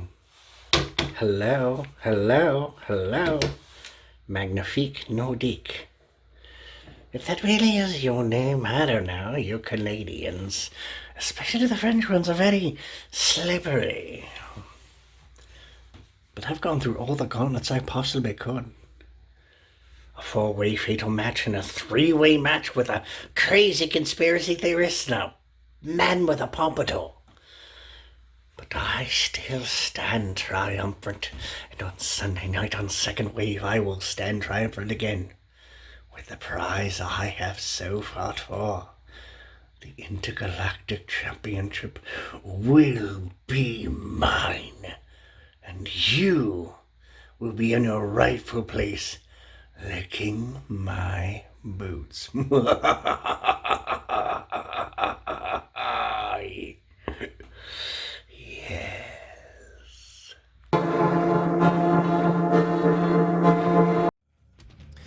And now our penultimate contest, the Intergalactic Championship between a Mama's Boy, Gentleman Doug, and Quebec's Boy, Le Magnifique Nordique. Just one hell of a journey Le Magnifique Nordique has had. After failing to pin Mike Diesel for New England States Heritage Championship, he decided to leave this earthly world and go on a journey. He was picked up by a spaceship, and he woke up, and all of a sudden he was fighting for the Intergalactic Championship. We've seen him defeat the Avatar himself, Jake Sully, and we've also seen him defeat, well, we saw Mr. Spock compete for the match and a shot at this belt in the Elimination Chamber, but Gentleman Doug coming up victorious in that chamber match and also victorious in the triple threat last week, beating Conspiracy Carl and Ryan DeLine James to keep this a one-on-one contest, folks. Gentleman Doug sporting a new look and sporting a new attitude. Gentleman Doug looking to break out as the surprisingly more successful half of the Nightmare Gentleman. I would have put all my money on Fear itself to be the first of those two to win a championship, but Gentleman Doug looking to play spoiler. Well, Fear itself, we haven't seen him or the Reverend ever since their hellacious... Well, we've seen the Reverend, but we haven't seen Fear itself since the Reverend put Fear itself through the ring in that hellacious contest, and then the Reverend throwing Gentleman Doug through a steel cage wall. We're not even sure where Fear itself has been, but we know who's here now, and that's Gentleman Doug. What if Fear itself just felt really bad about it and didn't have the money to pay like Diamond David back, and now he's just kind of like a delinquent? I don't wish that fate on anyone, especially not Fear itself. Yeah, pay your debts. And here he comes, the traveling Frenchman, the Magnifique Nordique. I mean, the traveling Frenchman begins to describe him. It doesn't nearly capture the magnitude of just traveling the stars, obtaining a title made out of unobtainium, yep, and defending it against Jake Sully, Mr. Spock, and I'm sure he hopes to defend that against the Magnifique Nordique. Well, he joined us in the commentary booth not 2 weeks ago, and just he certainly has not lost any of that confidence that got him here. He's been planning, and you know that he probably has his legal team back there ready in case he does manage to lose his belt tonight. So I don't see the Magnifique Nordique taking any losses lightly. The only thing stronger than the offense of the Magnifique Nordique is his legal representation. Absolutely.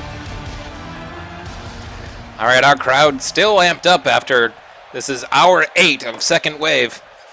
Yep, we've been here for 8 hours, and unfortunately we have to stay here for at least 72 more hours before we're allowed to leave. So I got my sleeping bag ready. As do I. Introducing the challenger from Worcester, Massachusetts. Worcester. Weighing in at Good job, Karen. 188 pounds, Gentleman Doug. Wow, she nailed his name. Nice job, Karen. Good luck with this one. Introducing the champion from Maryville, Quebec, Canada, weighing in at 220 pounds. He is the prestigious Universal Global Wrestling Champion, Magnificent #1. Ooh. All right. That was a lot of words to say, but Karen doing her best and Ethan doing his best to lift this unobtainium belt. It is quite heavy from what we understand. Gentleman Doug looking to add a new trinket to his collection of antiques. Gentleman Doug's looking spiffy. I guess he wants to look good for perhaps his first title win. Looking to anoint himself the second ever QAW Intergalactic Champion. Wow, immediately takes him down with a bicycle kick. We know Gentleman Doug starts off these things fast, but Magnifique Nordique coming right back at him. Oh, ripping at the face. He said he was going to turn that monocle of Gentleman Doug into a contact lens, looking to make good on that claim. We'll see. Sends him a flying forearm. Now pouring it on here. Stomps to the back, tying Gentleman Doug up in a pretzel. Oh, and dislocating the elbow. Magnifique Nordique has picked up a lot of biology in his travels. He knows how to dismantle the joints and the crevices of 1,000 different alien races, but he's turned his strategy back to humans. It's a complex process breaking down the crevice of an alien, but oh! Gets that shoulder almost dislocated there by Gentleman Doug. These two men ripping at each other. An odd pairing this would be, and who knows what deaths Gentleman Doug would take the Intergalactic. Oh, the haluva kick in the corner. But who knows what he would do with this belt. I don't want to see Gentleman Doug's grasp on the galaxy. Covered by Gentleman Doug. He had one hand in the beard, the other hand hooking the leg. That's good pinning technique. It certainly is. It didn't lead to a win there, though, as Magnifique Nordique still has plenty left in the tank. His hyperdrive is still full. As is mine, folks, because we still have our QAW Men's Championship after this. Mike Carr taking on Wellington Arms. Ooh. Boot to the face to Magnifique. Gentleman Doug taking a victory lap. As rightfully he can when he's in the driver's seat. Oh! Big, bald headbutt. Is this enough? 1, 2. Oof. And folks, a headbutt hurts more if there's no hair to cushion the blow. Absolutely. Bald might be beautiful, but it's violent tonight. Oh, looking to just rip the elbow out of the Magnifique. If he submits the Magnifique, what an embarrassment that would be. What an embarrassment indeed. Magnifique Nordique just winning QAW's only submission match against Rick Canavan. He prides himself on his technique. That he does. Arm drag takeover there from Gentleman Doug, who avoids the boot. Now the two men tussling like young children. Absolutely. Right hand from Gentleman Doug sets him up. But he's locking Magnifique. He's got him in the penny pincher. Is Magnifique going to tap? Penny pinch, middle of the ring. The Magnifique is, well, he's in a bit of a bind here, folks, quite literally. Is he going to give up? No. No, he just stomps on his foot. Smart move. That's great technique. Running Bulldog. Turning Gentleman Doug's own head against him. Drop kick to the gentleman. And another. He's Nordiquing up. He is. Flying crossbody, lads. That was one Magnifique combination. Oh, and a codebreaker. Codebreaker. Laughing at him. But gets kicked in the face. Gentleman Doug not to be trifled with. Gentleman Doug will not. Rising knee. He will not allow Nordique to get the one up on him. 1, 2. Ethan just slapping the head of Gentleman Doug during those counts. That was very disrespectful.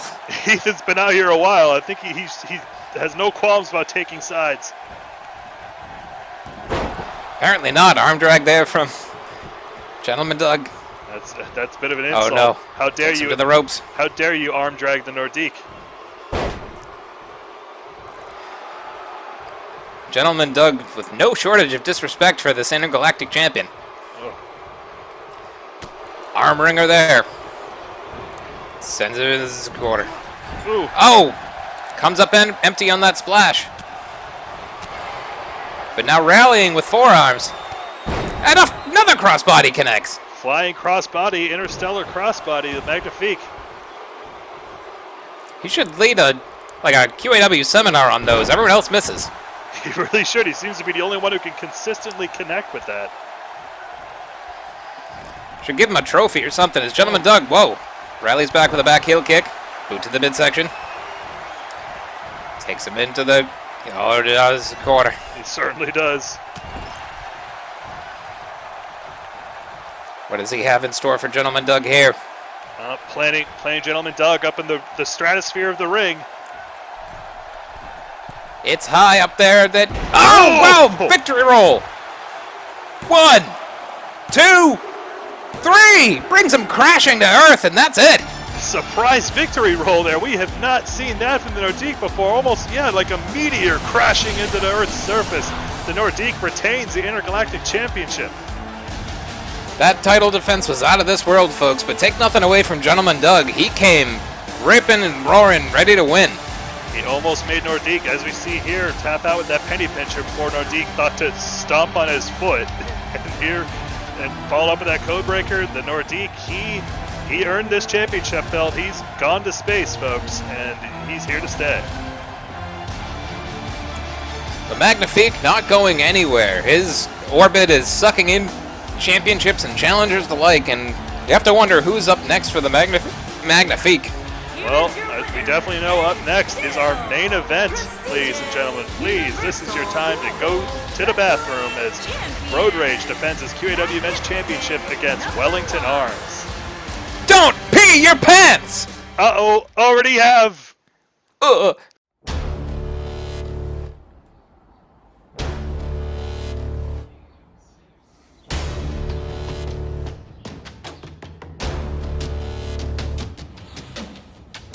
This isn't just a belt. This is a responsibility. This is an honor. A belt holds up your pants. This holds up a company. This holds up an ideal. This holds up QAW. And the person who holds up QAW needs to be a person of integrity, of strength. Qualities that you, Wellington Arms, don't possess. Sure, you may have some stroke in the back.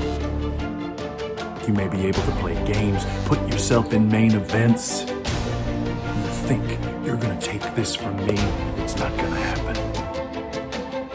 See, because you don't have the heart that it takes to be a champion. You can make all the matches you want. You can make all the rules that you want. You and your boys in the generation can play games. But you won't win. You don't have the heart to hold the QAW Men's Championship. I'm not letting it go without a fight. So Wellington Arms, look real close into my eyes.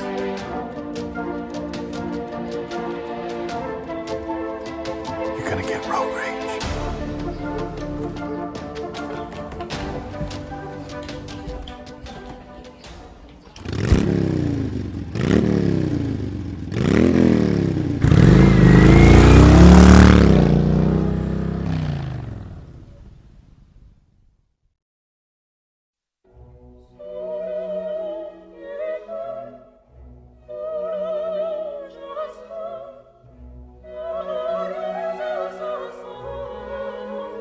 In the beginning, there was chaos, an unending sea of strife and disorder that man was powerless to stop.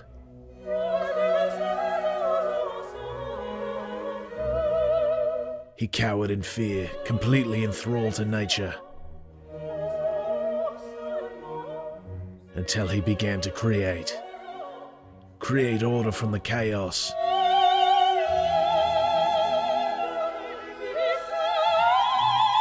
Transform nature into the very tools he would need to overcome it. Erect monuments to his triumph over nature.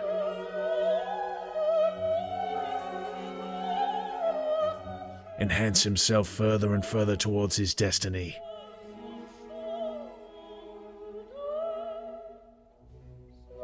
Perfection. Am I the perfect man? Tonight, we find out.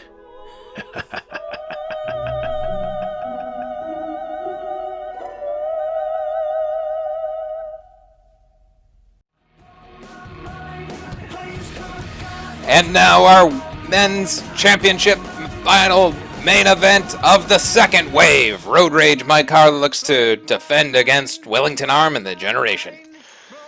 These two, just a hellacious tag match on Thursday where Wellington and Diamond David teamed up against Road Rage and the returning Steve Delfino. We saw a lot of bad blood, mainly from Steve Delfino's head, but these two finally going one-on-one. Who will our next men's champion be?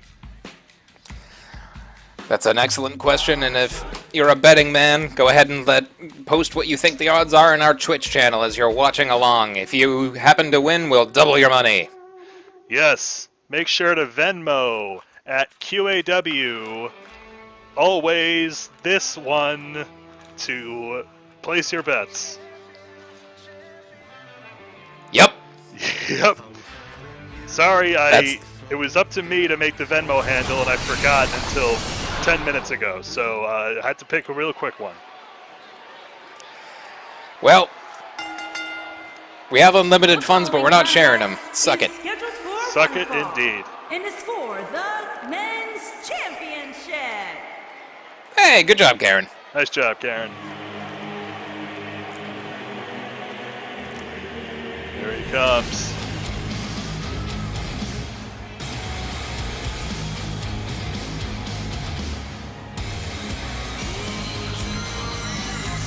A quick epilepsy warning to our viewers at home as Wellington Arms makes his arena, flanked by Boston's biggest bad boy and Diamond David Thomas.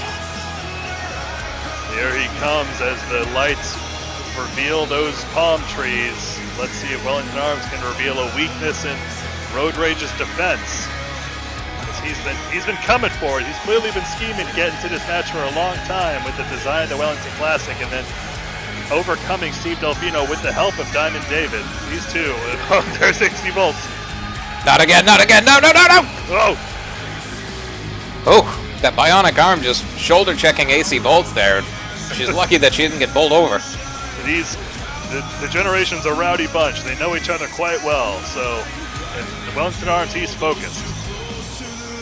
That he is. He named a tournament after himself in the Wellington Classic. He made 8 men fight each other week after week and inserted himself into the impromptu finals and gave himself essentially a title shot by downing Steve Delfino. I mean, this seems to have been in the minds of Diamond David and Wellington the whole time. They've had each other's backs throughout this whole past month, and let's see if their plans finally come to fruition here against Road Rage. The champion of the open road and the champion of the men's division in QAW. Road Rage himself makes his entrance on his hog. Just coming out of nowhere, here comes Road Rage. A dead man walking, but a dead man riding on a motorcycle. How do you kill what's already dead? You don't. You just survive it as, oh, good job, Ethan, you got out of the way of the motorcycle. Even those fumes in the mouths of the Generation. Mike Carr, not a stranger to crop dusting, people. Absolutely not.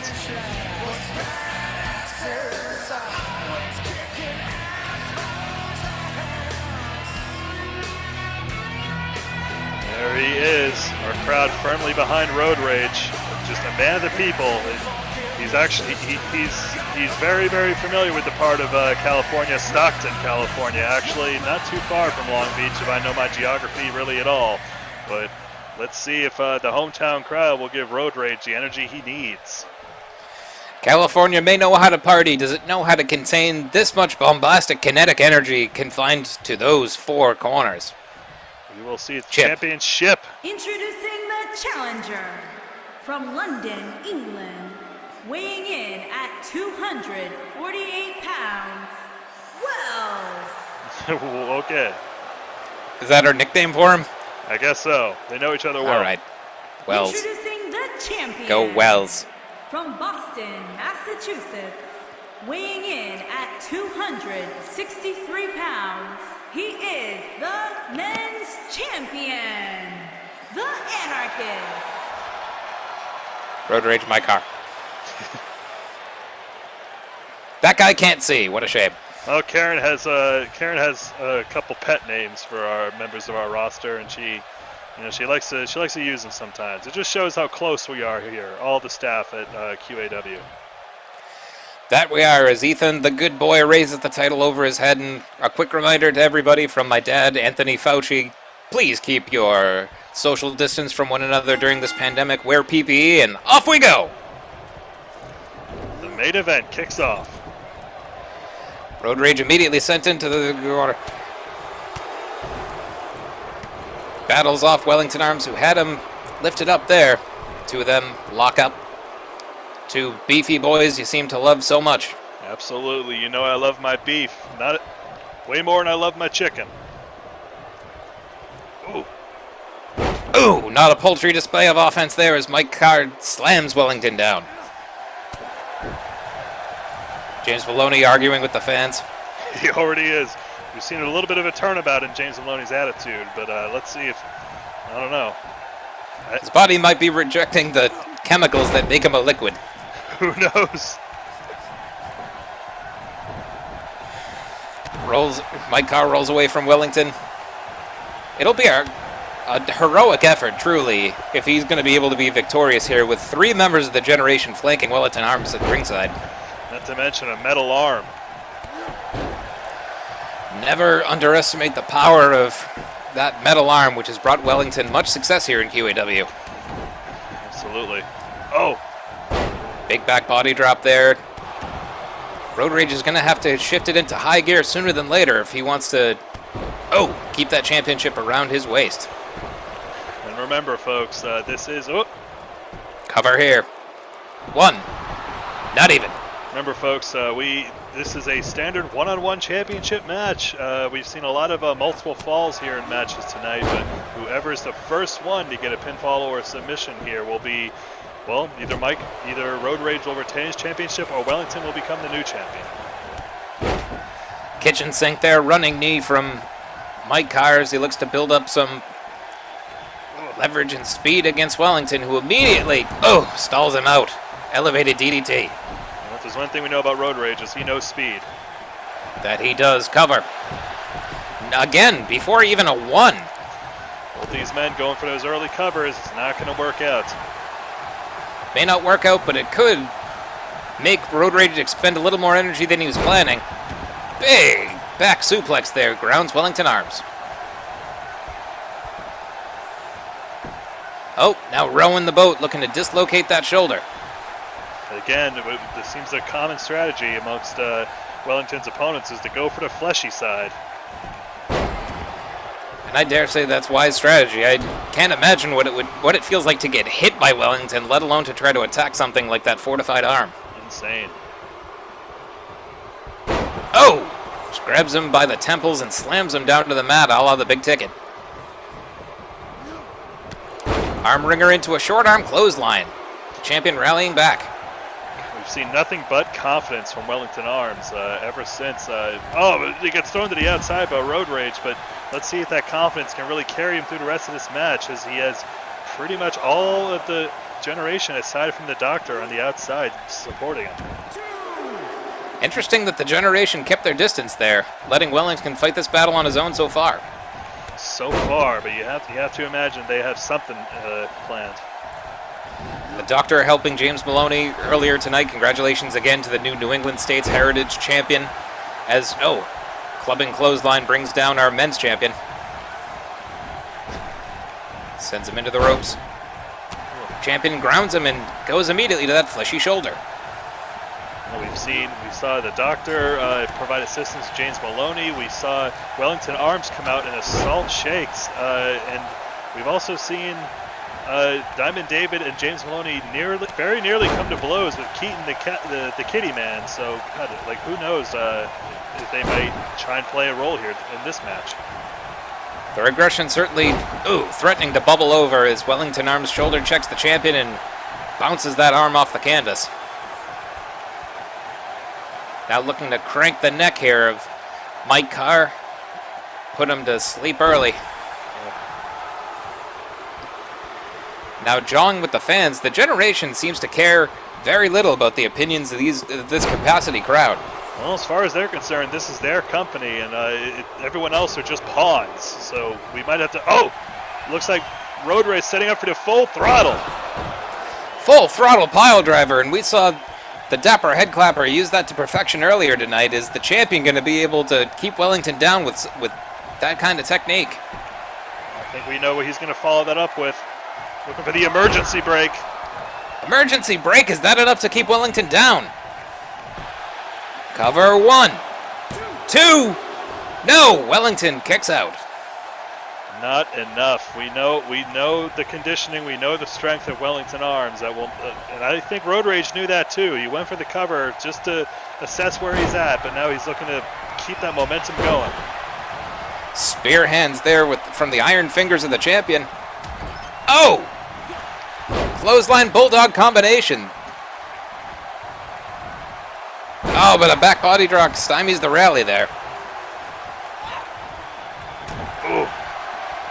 We see that right hand come into play. German suplex, there's one. And that snap metal lariat.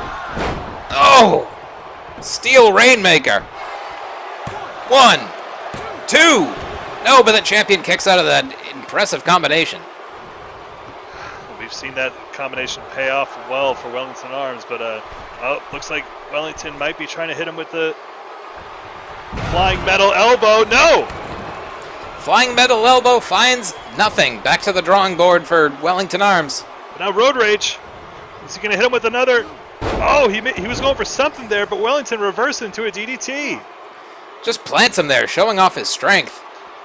Oh, those signature Wellington flexes. You know what? I think Road Rage may have been trying to ride into the sunset there, but Wellington has other plans for his destination. The champion just slapping him across the face and downing with the dropkick. He is not to be taken lightly. Arm drag a la the Magnifique. We saw these two competitors feeling themselves out for a bit, but now they are cranking into second gear. They're looking to end it. Truly, who will be feeling themselves after this? Who will be feeling themselves? Ooh! Second rope clothesline, and now a cross arm breaker here on the fleshy arm of Wellington. Seen some MMA come in. Road Rage, a man of many styles. He was able to unseat Perjury Palapple with the gory special submission to become the champion. Is he going to make Wellington give up? Nope. Couple punches with a robot hand, followed up with a short arm clothesline, and more punches. Wellington is taking the kitty gloves off. If James Melloni is a T1000, Wellington has the arm of the T800. Ooh. Oh! Chokeslam reversed into a little bit of pay dirt there from Road Rage. God, we haven't seen Wellington try and do a chokeslam before, but now he's going to get hit again with the full throttle. Deviates from the playbook, and the champ's going to make him pay. Is that it? 1, 2, no, and again, Ethan slapping the head of a competitor. Ethan just very clearly taking sides in the latter end of this pay-per-view, and now is he going to hit him with another? Yes, the emergency break. Another. Oh, but James Melloni getting on the apron. Come on, the champion has this one. We knew that was going to happen. Oh, Wellington Arms able to fight off the champion, and now momentum swings back in his favor, but no! Road Rage takes him down with a short arm clothesline. Road Rage will not let the interference cost him his defense. The fuck is this? He's sitting on him. It's a sitting gory special. Sitting gory special. Sweet Jesus, just a man. What moves is he going to bust out to win? And now wrapping the metal arm of Wellington around his own throat. He's using it against him, a self-fatality. Oh, Harakiri locked in here by our champion. Is this going to be enough? Is Wellington going to tap? No. Somehow Wellington able to restore blood flow to his brain. Yes, you're very strong. He's very happy with how he escaped that. Oh, and a dropkick from the champion. Shit. If Wellington doesn't win this, he has himself to blame. He has all the help ringside. He has all of his pride blinding him. He does. Back elbow there from the champion. His face isn't metal. Crucifix bomb, is this enough? 1, 2, no! Again, wise tactics from the champion, using Wellington's metal arm to weigh him down. Now he's looking at, calling him up to his feet. What is he going to try and hit him with here? Flying dropkick there. Hits the mark beautifully. Is that... Oh, now just scraping the face of Wellington. Road Rage trying to put him down with fever. Wellington kicking him off. I meant this fervor. Is our main... A fever, a fervor, and... Oh, a right hand. And this again. German suplex. German suplex. And that snap metal lariat. Snap metal lariat. Is this enough? 1, 2, 3. No! Almost a 3. The Generation's so close to capturing the biggest, most prestigious title in all of QAW. Wellington just, again, back yes, to his you're very strong. Emergency break. Another emergency break.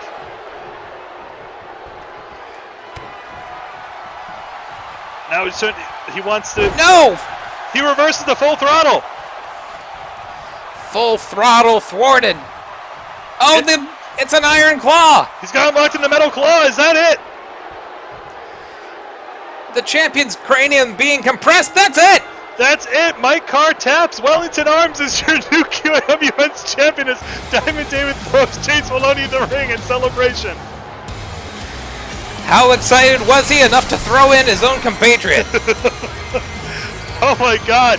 Wellington Arms absorbing so many full throttles, emergency brakes, and through the interference of the Generation manages to capture the QAW Men's Championship. Ladies and gentlemen, the power of the Generation is up top and it is undeniable. Mike Carr certainly game tonight, but hot potato. The championships in QAW keep changing hands.